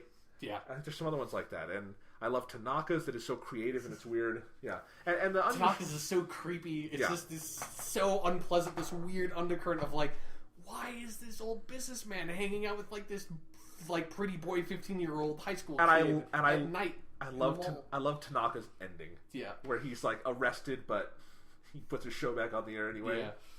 So that's great. Maybe Tanaka can play a bigger role in Persona 5. Yeah, it'll be all like Tanaka will be the main character. Yes, he will be the number 0. Yeah, he gets his persona. I'd love to see Tanaka. His persona's a big yen, like just like a 100 yen coin or whatever. Nice. But yeah, and then the other one that kind of snuck up on me that I think is great, and you didn't get the chance to play it, so even if you just want to watch it on YouTube, it's fantastic, is the Unusual Monk one. That just the writing on that one is so fucking good, and it speaks to the Atlas localization team that they can make the a translation read that fucking beautifully. But his is just, there's so much, I feel like, layers to it of just this bitter old man who has nothing to live for. He kind of hates everything, but it doesn't feel stereotypical. It feels like he's really, but he's also a monk at the same time. It's really interesting, and then the way it goes, and he never really, what his social link, he grows and develops, but it never betrays who he is when you first meet him, and you learn all this stuff about his family. It's really great. But yeah, I'm definitely going to I'm going to do a replay through a Persona 3 Fest sometime relatively soon, probably to 100% it the way I did the Golden. Would you do it as a New Game Plus? Yeah, I probably would. Yeah. So, interesting, but damn good game. Yeah. It's like saying any qualitative statement about Persona 3 isn't enough. We don't have words in the English language for what this thing is. Yeah, it's so fucking good, dude. It's just, again, nothing had made me confront death the way this game did, and nothing made me get to a point of catharsis the way this game did, where for the first time in my life, after finishing Persona 3, I can think about death now, and think about what I learned playing this game, and the experiences I had emotionally playing it, and not be scared, but not in the same way I was before. Yeah. Like, you really do feel like the game changed me, and I think there are other pieces of media that I've experienced in my life that have changed me, but not to that degree on something so fundamental and huge. And boy, I couldn't say what that means to me anymore. It's just so great, and I'm excited for Persona 5. Yeah. So like, hopefully that gets announced soon. I feel like there have been like a lot of rumblings that maybe get revealed at TGS this year, so that'd be pretty great. Yeah. Do you think Persona 5 will be kind of like another Persona 3 where they take the series in a new direction? Because it's been a long time. Yeah, like I think especially if this new Persona 4 Arena thing is a sequel to Persona 4 Arena, it would not make any sense to me that they would like tie themselves to the old entries in any other way. I think that it would be like they would want to do something with like all new characters, different themes, and do something different with it. Yeah, I'm wondering, do you think it'll even have the same basic social link system and stuff? I think that probably, because I think they hit, because Persona 1 and the 2s don't have social linking in them at all, and I feel like with Persona 3 and 4, I guess just Persona 3, they hit on something so perfect for a gameplay system for what they're trying to do that they may throw a wrench in it, try to change it up in some way, but I think the same basic structure of having social links and then having combat dungeon sections, I think that would still exist. Yeah, I'd be surprised if they, it's the social links are just such a genius game mechanic to me. I don't know why you would mess with it too much. I'll just say, if there's a gap between when it comes out in Japan and here, that'll be a torturously long wait. Yeah, no kidding. Normally, I don't get tortured waiting for things like that. If it were out there in the world though, and it wasn't in English yet, oh god. And I wouldn't be surprised if they were able to pull off a relatively simultaneous release, but... Yeah, I don't think it would be a long time, because Persona, with each successive Persona release since 3, the series has gotten more and more and more popular, because word of mouth is just so good. Yeah. That with, Persona 4 the Golden, it's people make fun of, with the Vita, there's no killer apps. Persona 4 the Golden is the must-have game for the Vita, even if it is a remake of a PS2 game, but it's a fucking great remake. Well, it's such a substantial remake. Yeah. Saying remake doesn't give it enough credit. Yeah, exactly. It's something so good that I even have playing it probably 7 or 8 months after I played the original game, still had a fantastic experience. Right. So, yeah, it's the definitive version of that game. Yeah, I definitely think so. And as of now, the definitive version of Persona 3 is FES. Yeah, remember that if you want to play it. Yeah, definitely. If you have absolutely no other way to play the game, obviously, it'd be better to play portable than not to play it at all. But, I would say FES, is definitely... Yeah. I mean, fuck, even if you don't want to, get a PS3 for it, you can probably find a PS2 for $20 and FES for 10. Yeah. Get that easy enough. But yeah. So yes, I look forward to now getting back in the car and continuing to listen to the Persona 3 soundtrack, which is basically all I've been doing musically since I finished the game. Yeah. I've definitely, I have been going through a cycle of just listening to Persona music for a year now, because I have so much Persona music that every time I get bored, and it's such a broad different style of music that every time I get bored of one, I'm I'm going to listen to the Persona 4 Arena soundtrack now. It's I'm going to listen to the Persona 2 soundtrack now. Isn't that one of the most exciting things about Persona 5, that we'll get more Shoji Meguro music? That's one of the most exciting things about the fucking movie. Is there's going to be new original music. There's a new song in that trailer, so... It's fucking great. I'll have another new soundtrack to add to my list of some 700 songs now. Alright, well that's it for this week. Next week, we'll be talking Gamescom, whatever else comes up. PS4, Xbox One, motherfucking video games. Completely unlike what we've been talking about up till now. Yes. Change your pace coming your way. Yep.